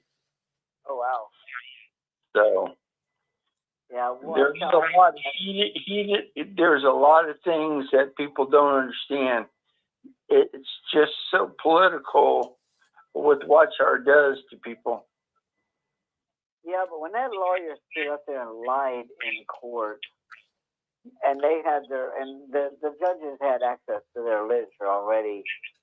I think not all of it. Not all of it. Not all of it. Not all. Have access to all of it, I'm sure, but they had access to enough of it. What they were lacking was the Elder Handbook, both Elder Handbook, and that shows you what they do and how they do things to a human being's mind, and how to do certain things. And they need to look at both of those books and see what they have to do. I think Norway's it's not going to fund them no more. They're not getting funded no more. I'm sure of that, 100%. And once that happens, that other country over there, I think it's Finland or another country. They were getting $1 million every year extra because they were a religion. Some people that I know made sure that they were told that they weren't a religion, and they were put other things in place. Yeah, I think once that happens, once Norway shuts them down as far as the funding goes, not shutting them down as a religion, but where they're not getting money from Norway anymore. I think once that happens, the other European nations are going to follow that, because that's a critical thing there. Norway right now is a critical thing, and everybody's watching Norway and seeing what they're going to do with it. And that means Japan's going to probably follow, England's going to follow. Of course, Japan's not in Europe, but a lot of other countries over there in that general area are going to probably follow suit. Once that happens, that's just a train wreck waiting to happen right there. The train wreck is started. Yeah, but the only loophole I could find was in Virginia. They shut down years ago with the law the snake handling churches, and there's a wonderful documentary in West Virginia from the 1950s about a snake handling church, and a film crew went back in the 2000s and did a repeat documentary in color, and it was the same family running it in West Virginia. It's the last one. But the state religions in Virginia said, can't have that. It's dangerous. People die. So that may be a legal argument someday. I don't know. Wow. Oh, it should be shortly. Yeah, I mean, should be. that's just stupidity. You think a snake is not going to bite you because God's going to save you right that minute? Well, I think the father the in the documentary from the 40s, he died, and the son looked just like him in the color version of the documentary that was made recently. He died. So it was interesting. They went back in West Virginia and made a additional follow-up, but both of those men died. And they died from handling poisonous snakes. I think that snake handling thing is tempting God, because you're thinking like he said, you're thinking that God's gonna keep you from getting bit by a snake. No, God's gonna. There's a verse, I think it was in Matthew or Mark, there was a verse about you will handle scorpions and snakes and it will not harm you. So that's what this backward group of uneducated believers believe. Yeah. But in Virginia, they can't have that belief anymore. But in West Virginia, they can. They're two different. That'd be like me walking to an active volcano and say, well, God's going to protect me from sticking my hand in this lava. There you go. We know it's not. But that's the only legal thing I could find that I don't know, because I do love the First Amendment. It does cover a lot. They quit going to the places down there in Richmond. And they bought a old car place and they converted it into a Kingdom Hall with steel bars all the way around the whole entire premises. I've been to it. I've been to the Richmond Assembly Hall. I've been. Yeah, it's total joke. Nice building. I thought they did a good job with the building. Yeah, they refurbished it because it was a car dealership down there. Yes, it was. But I didn't want to take over our program, and I'm sorry. It's okay. Get ready for the Monday, Tuesday snow. Get some pizzas and oatmeal and happy stuff. No, I'm flying. I'm flying out tomorrow. So. Oh, okay. Crap. Okay. Well, safe trip. Yeah, it will be. But I'll let you guys go. Thank you. Okay, I'm hunkered down for the snow. I'm kind of looking forward to it, but 2 snows in the same winter in Virginia is unheard of. No, I'll be going overseas, so I don't know what kind of weather I'm going to get into. Okay, well, stay out of trouble, David. Yeah, we wish you well. Yeah. All right, I'll see you later. All right, safe flight. Anybody like to comment on the conversation so far? Pixie, you have anything to add? I'm pretty much done with it. I'm just going to listen. Oh, bless your heart. It was good talking to David. He's not always on. Yeah, he's very interesting. Good conversation. Would anybody like to hit *6 and share a thought or an opinion or an experience? Please feel free. This is your show.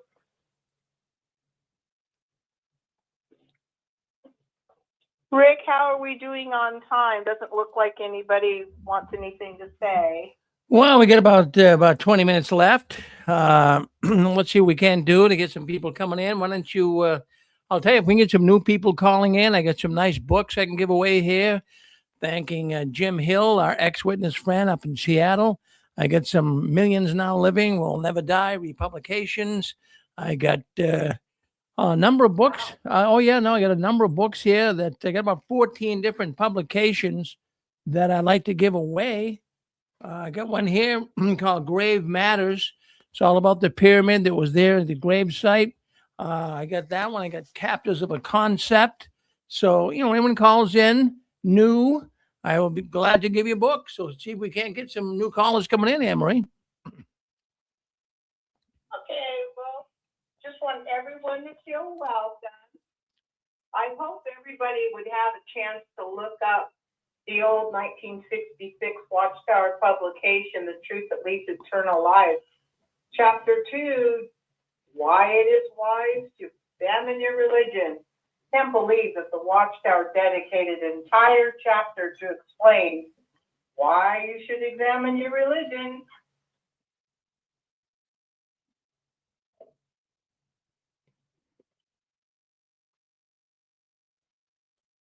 Well, I feel like I'm just about out of gas because I read everything I could think of, brought out everything I could think of. But don't want to let anybody down. I'm here for the duration.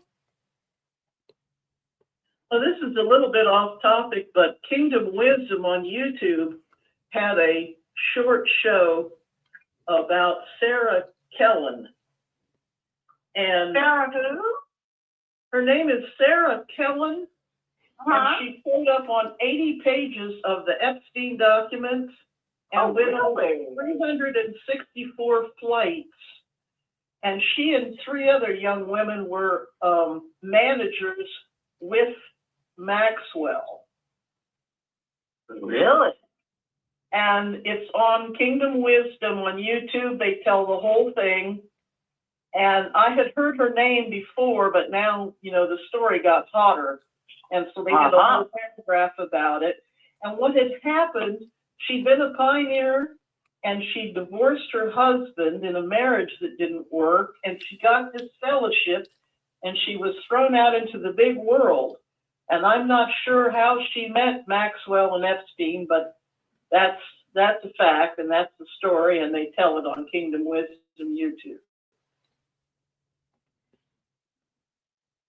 Wow, that sounds like something worth reading. What's the name of the book? It's on YouTube. Okay, what's the name of the site? The show on YouTube is Kingdom Wisdom, and it was today or yesterday's show. Okay, so Kingdom Wisdom, approximately February 20th or February 21st or somewhere around here. Yeah, on YouTube, and it tells it, and I think I've pretty much told you the gist of it.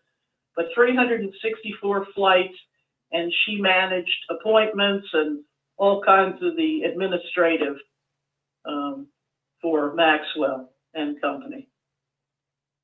Ooh, I would hate to be caught up in that mess.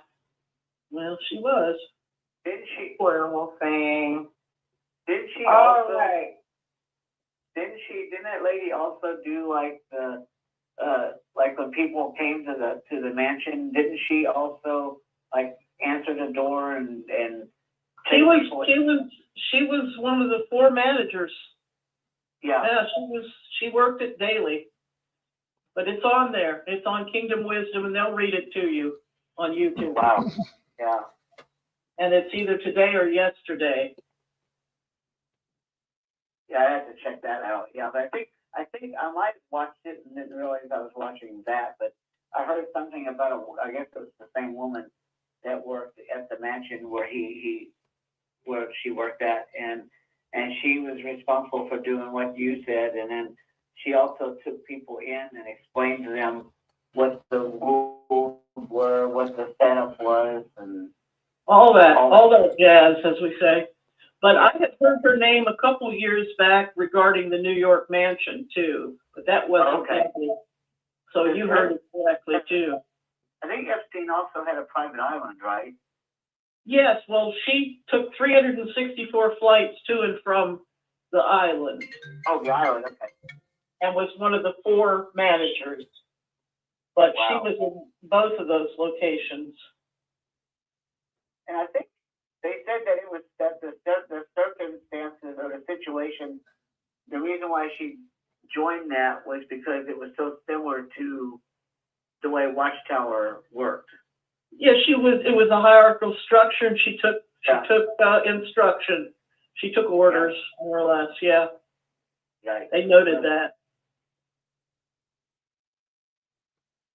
But this is just, they are the most wicked people to ever walk the earth. I can't even report or discuss it with friends. To me it is beyond, and we all get a little kick sometimes with a scandal story or something. It's natural to look at that stuff once in a while, but this is just so wicked. Oh, yeah. And it looks like the ranch was even worse. I've had to turn it off.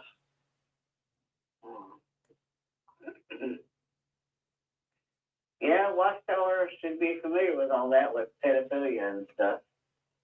Goes even beyond that. I can't even think about it or even say it. Yeah.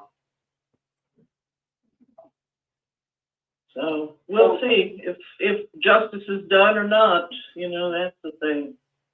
Hopefully. Wheels of justice turn slow. So true. Yeah. But it's still happening. Still happening, people. Oh yeah. Luke 8:17, nothing hidden that will not become manifest, nor anything carefully concealed that will never become known and not come out in the open. New World Translation, Luke 17:11, or Luke 8:17, but it's in there. It's there. Okay. Rick, how are we doing on time? I think everybody sounds like they pretty much ran out of gas. Well, you got about 15 minutes, so see what you can do. See what I can do. What can I do?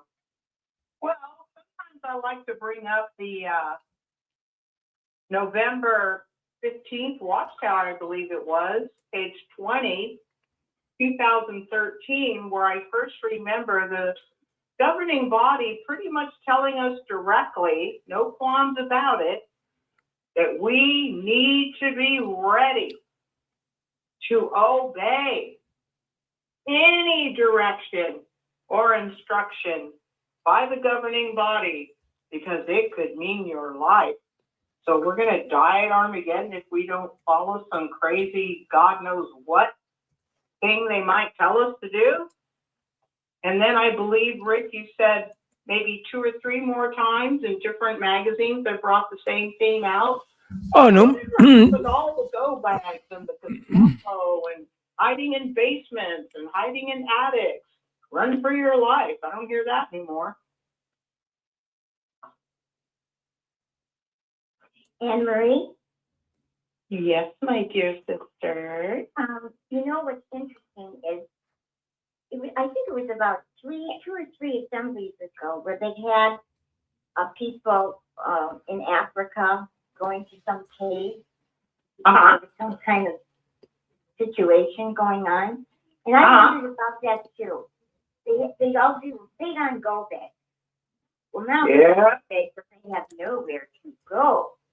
So what is the purpose of these go backs? Have they talked about them? Are they going to get rid of them? Why is this necessary? And to me, it just implicates them more and more that they're doing stupid things.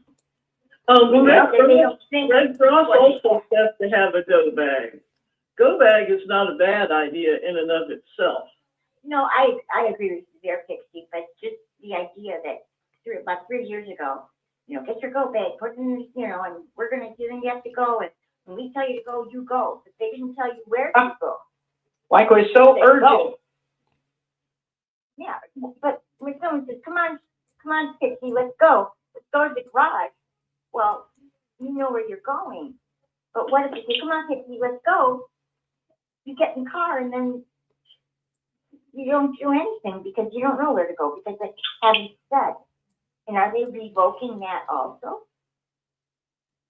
And then do you remember when Rick, very logical with his logical brain, said, well, why would you leave your house where you know your house, you have everything you need, you're pretty secure in your house. Why would you leave your house to go run to somebody's basement or attic? Where are you going to be any safer? No, it's going to be crowded. Where's the bathrooms? Who's in control?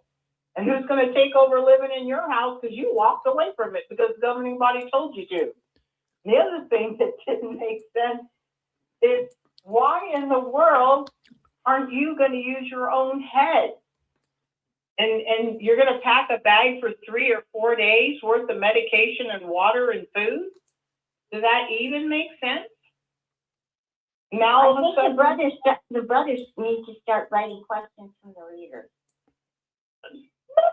They do. But I not don't only, know. not only that, you guys, what if Armageddon is nuclear? What if it goes nuclear?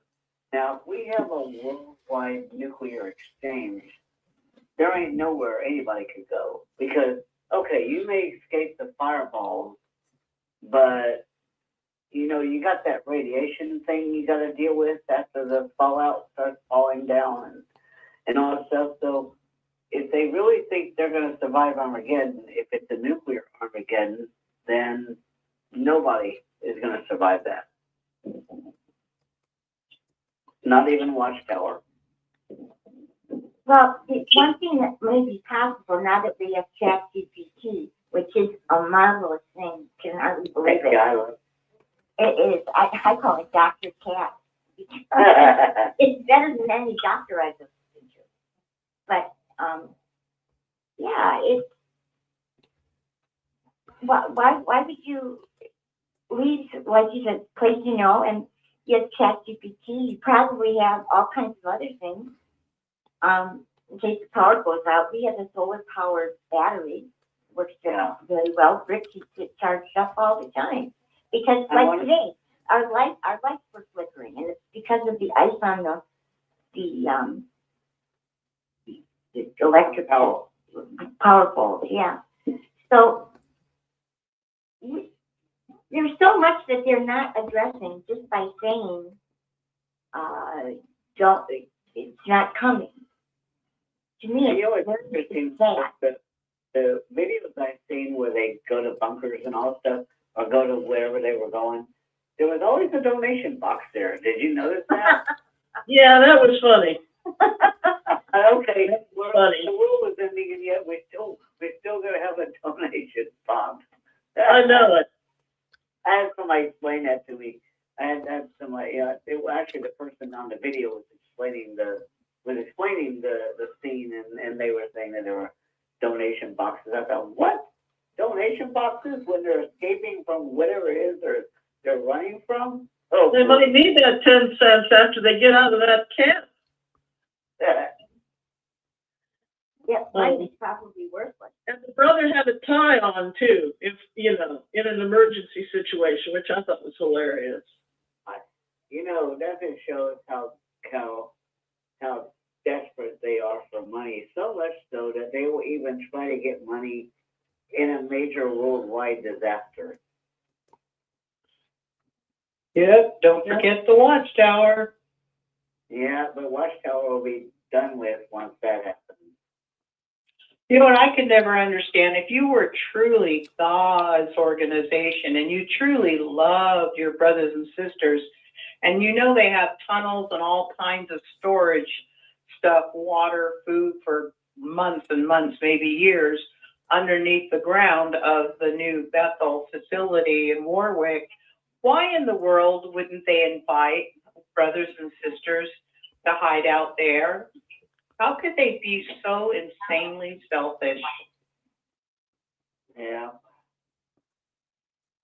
That's just how they are, yes. They're so selfish, they don't help even their own people that they're supposedly guiding and teaching, you know.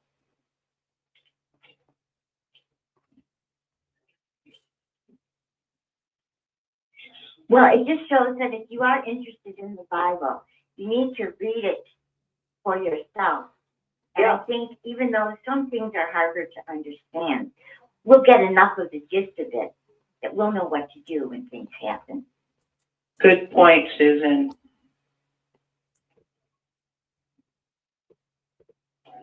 I mean, God gave us His holy word. He gave us the ability to read and to think and to have our perceptive powers trained. And, you know, I don't know about you guys, I still have my Watchtower concordance so I can look up anything and find the scriptures I need, and has nothing to do with going to a kingdom hall and needing them to teach me anything. And besides, even if they did teach me anything, next month it's going to be Old Light anyway. Yeah. Strong's Concordance is digital now. So is it? yeah, strongs.org, I think. So, you know, we don't need to have lots of books anymore, unless it's books that we like. I have a few left. Mhm. I've Well- donated to many libraries around the state. Well, One good would for like you. to be archaics. What's that, dear? Because I know Donald, he doesn't always, you know, read, but he has them read to him. Archaics, ACHRIX. He has a fun YouTube. Wow. ARCHIX. He's got some far out topics, but he has a very logical mind on stuff. We And, does. and then the scandal show I listen to is Sean Atwood.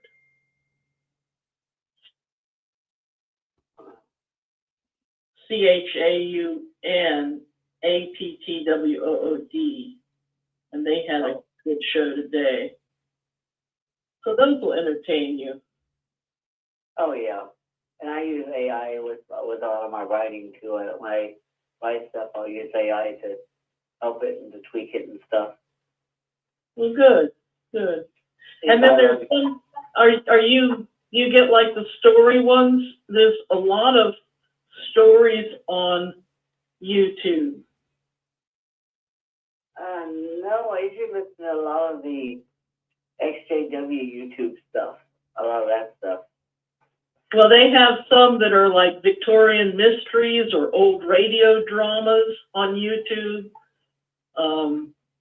And they're like, they'll say 2-hour bedtime story, but it's not a child's topic. It's like a detective story from the old radio days. Oh, okay. YouTube has lots of that. Oh, wow, yeah. And they've got lots of free audio books that you don't have to be in a paid club or anything to get. Yeah. I think I have an external hard drive that's got a lot of old-time radio stuff on it.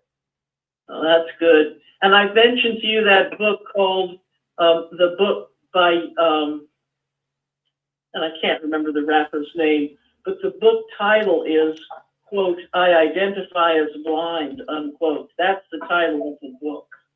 Oh, okay. And it's brand new, and it's by a rapper. And the first chapter was outstanding. Oh, wow.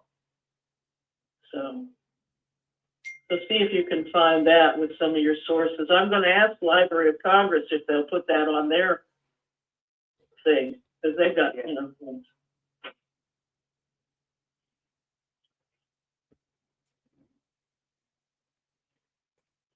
I think his name was Jaunty or something like that. He's got a one-name, you know. Oh, okay. A one-name name. He's a rapper. Yep. How much time do we have left, my brother? We got about 5 minutes, Anne Marie, and that'll be it. Yep. Okay, if it's okay, I wanted to leave the audience with one last thought to reiterate what I left with.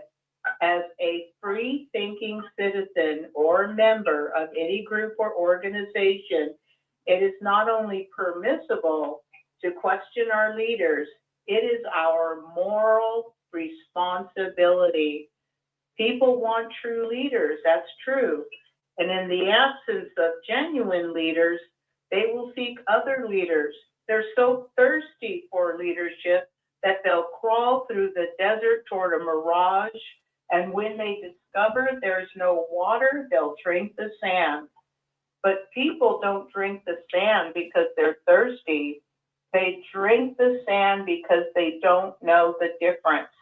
This makes me think only of our poor, indoctrinated, well, teenies, physically in, mentally in, those who choose to stay in the Watchtower and choose to blindly believe whatever they're told to believe because they want to protect that Watchtower bubble that they're in, that Watchtower fantasy bubble of the best life ever. It's like a high, and they just have to cling to that belief, because anything other than that scares the holy bejesus out of them, because they're too old to change. My own mother told me that when I started pointing out things to her about the Watchtower, and she agreed. She said, I know there are things wrong with the Watchtower, but I'm too old to change. I love my brothers and sisters. I love my religion. I have my friends, and I'm too old to change.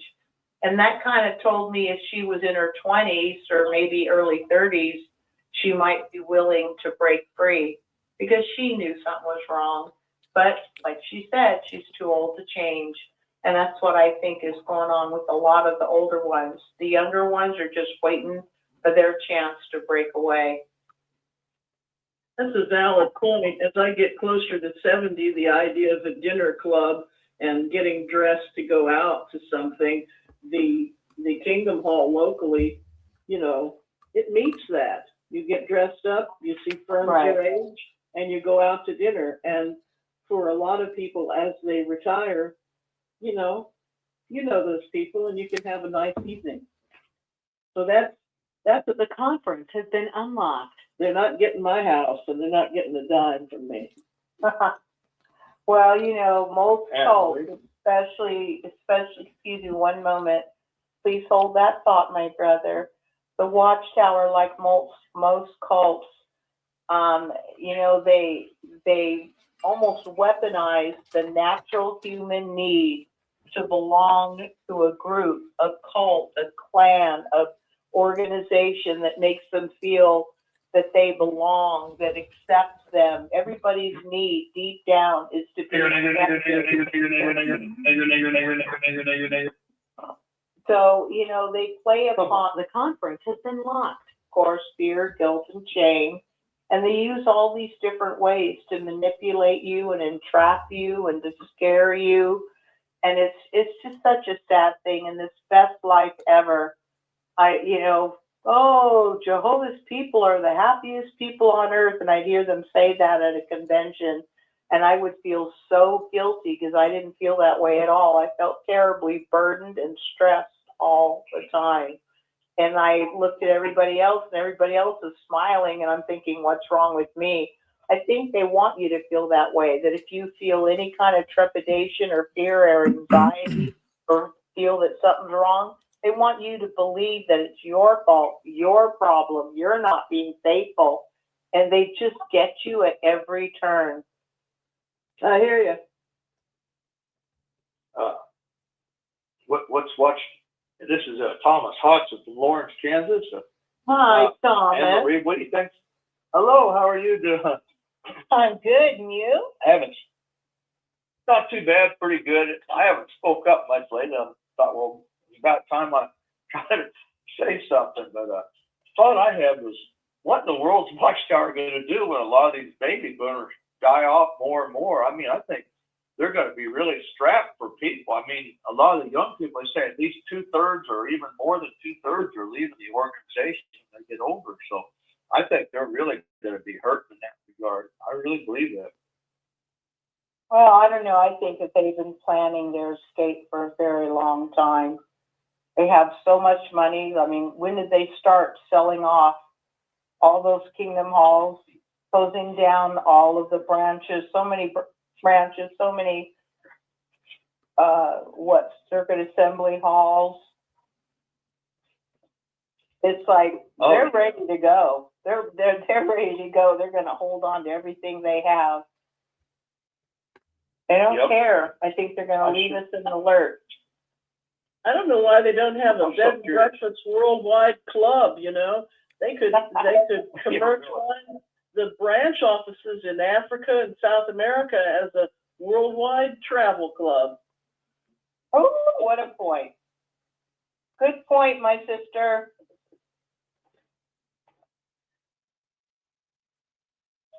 Yep, their days are numbered. I think in time, that's kind of what they're thinking of doing, Anna Marie. I really believe that too. Yeah. Shunning and stuff. I'm still curious what's going to happen in Norway. I just don't know. We just have to wait and see. Didn't it crack you guys all up when those lawyers actually have the balls to stand up in court and say that us apostates invented shunning? We're the hate speech people. Everything is our fault. Oh, that infuriated That's mess. me some. Ooh, I didn't like that. Ooh, I hate the lie. Oh, man. They do love their lies. Oh, boy. That's their middle name. Yeah. They claim they're using spiritual or what they call theocratic warfare, but I don't know what that. I don't think that's even mentioned at all in the Bible as far as that. Because when I think of spiritual warfare, I think of what Jesus did with Satan when he was tempted in the wilderness. But Jesus didn't lie to Satan. He told Satan the truth. Right. He didn't lie. This is true. So God doesn't lie. Why does Watchtower think, well, they can lie for God who doesn't lie himself? That doesn't make sense. It does not. It does not. Yes, my love. Who's this? This is Matthew from South Africa. Who from South Africa? What's your name? May I go? Matthew Matt? from South Africa. Yes. Hey, Matthew. How are you? It's good to be with you.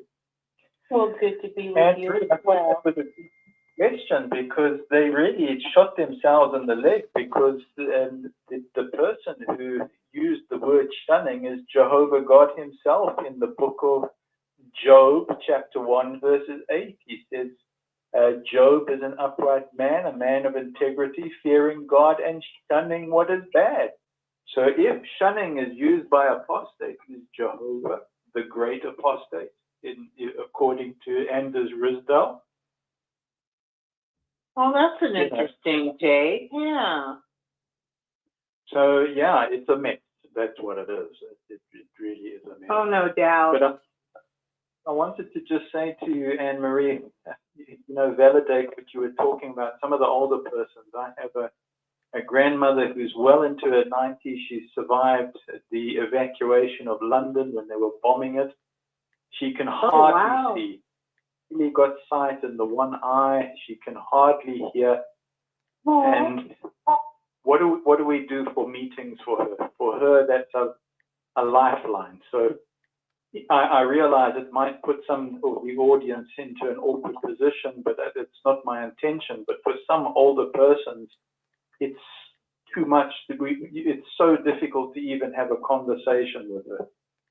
Oh, what an amazing woman she must be. Well, what do you do with that? So for her whole investment has been JW. Yes, they approached her about property. Yes, she signed it over. Oh, no. Some things, what do you do? I have no idea, other than just to go through the motions and try and make things as comfortable as possible. Well, you're a good man, Matthew. I don't have the answers, Anne-Marie, but please be assured I get a lot of strength from what's discussed here with you, with Rick. I thought that assembly that Rick put together, it was an eye-opener. Norway is, whatever they decide, it's still an eye-opener, and the governments are talking, irrespective of what the decision is. People can Right. Right. Well, thank you. Who's this? Did someone want to add something? Well, I guess we need to wrap up the show if anybody doesn't have a last thought. Star 6 if you want to share something.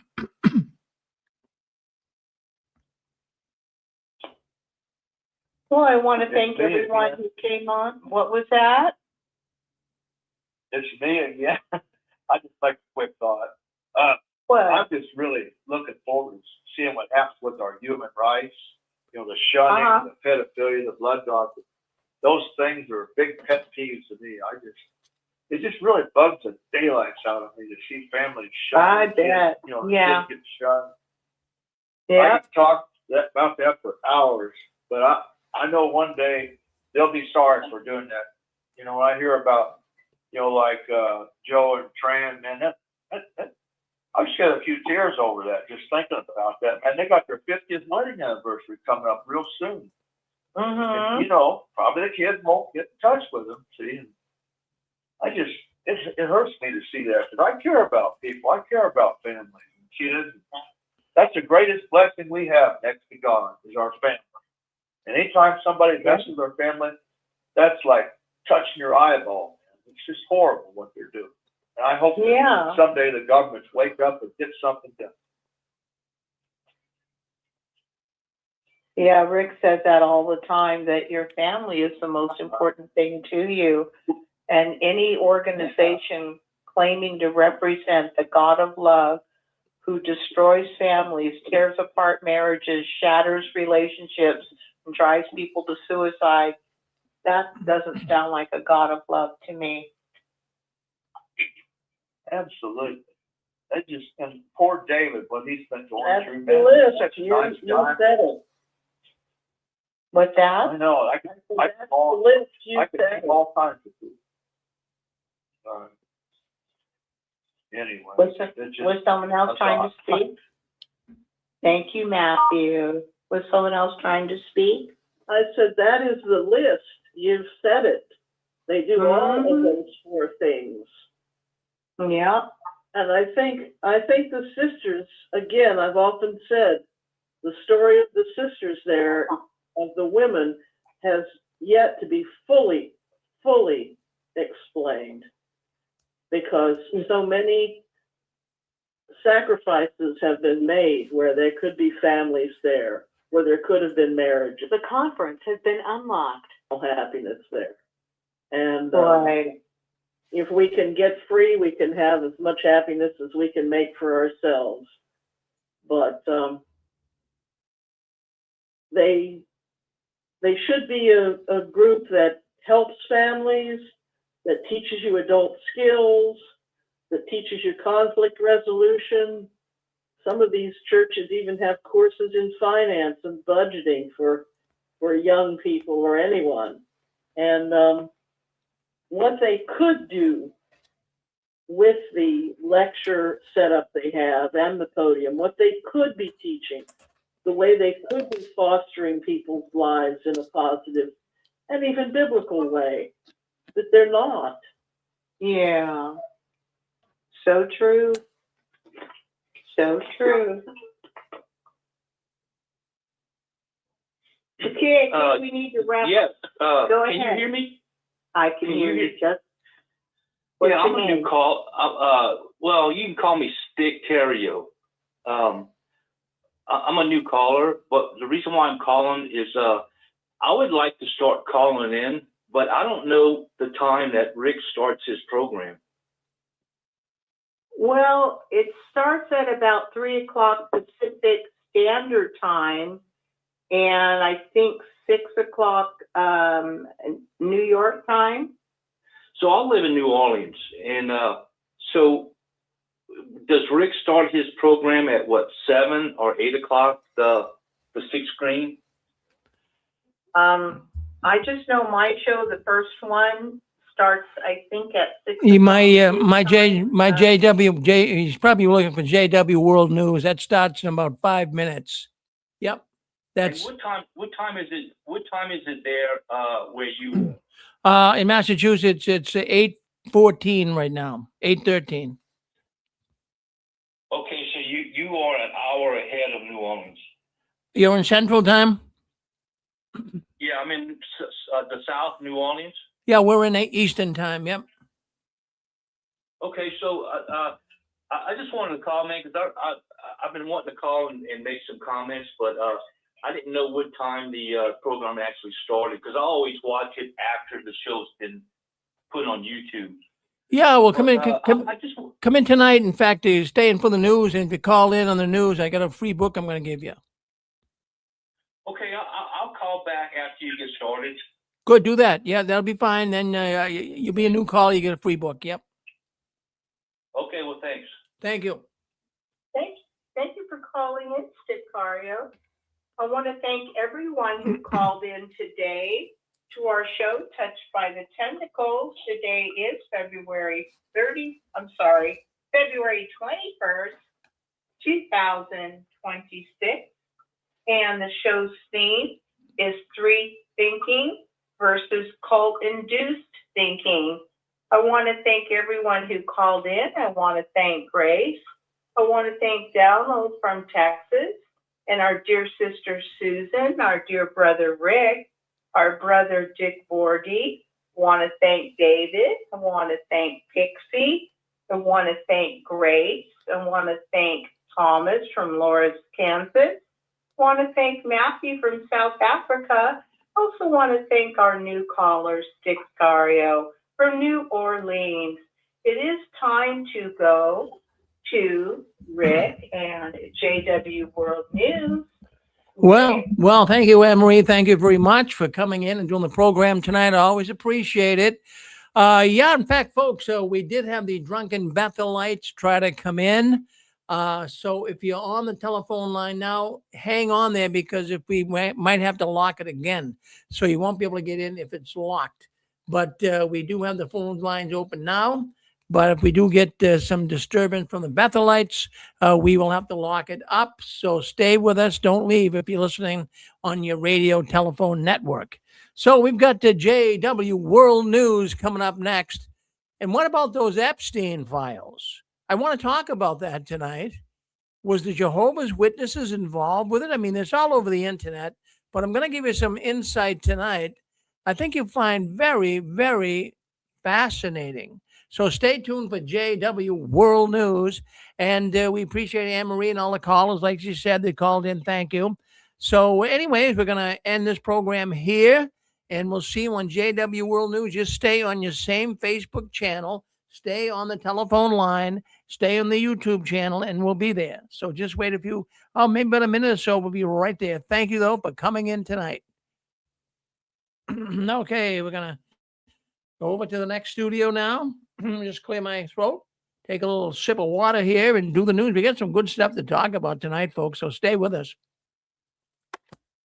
Okay, so we ended, okay.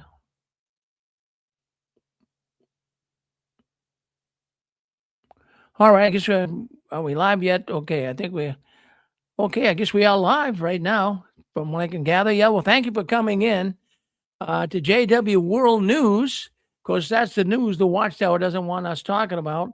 Let me just connect a couple of things here. We got some things mixed up here. We got to end this stream.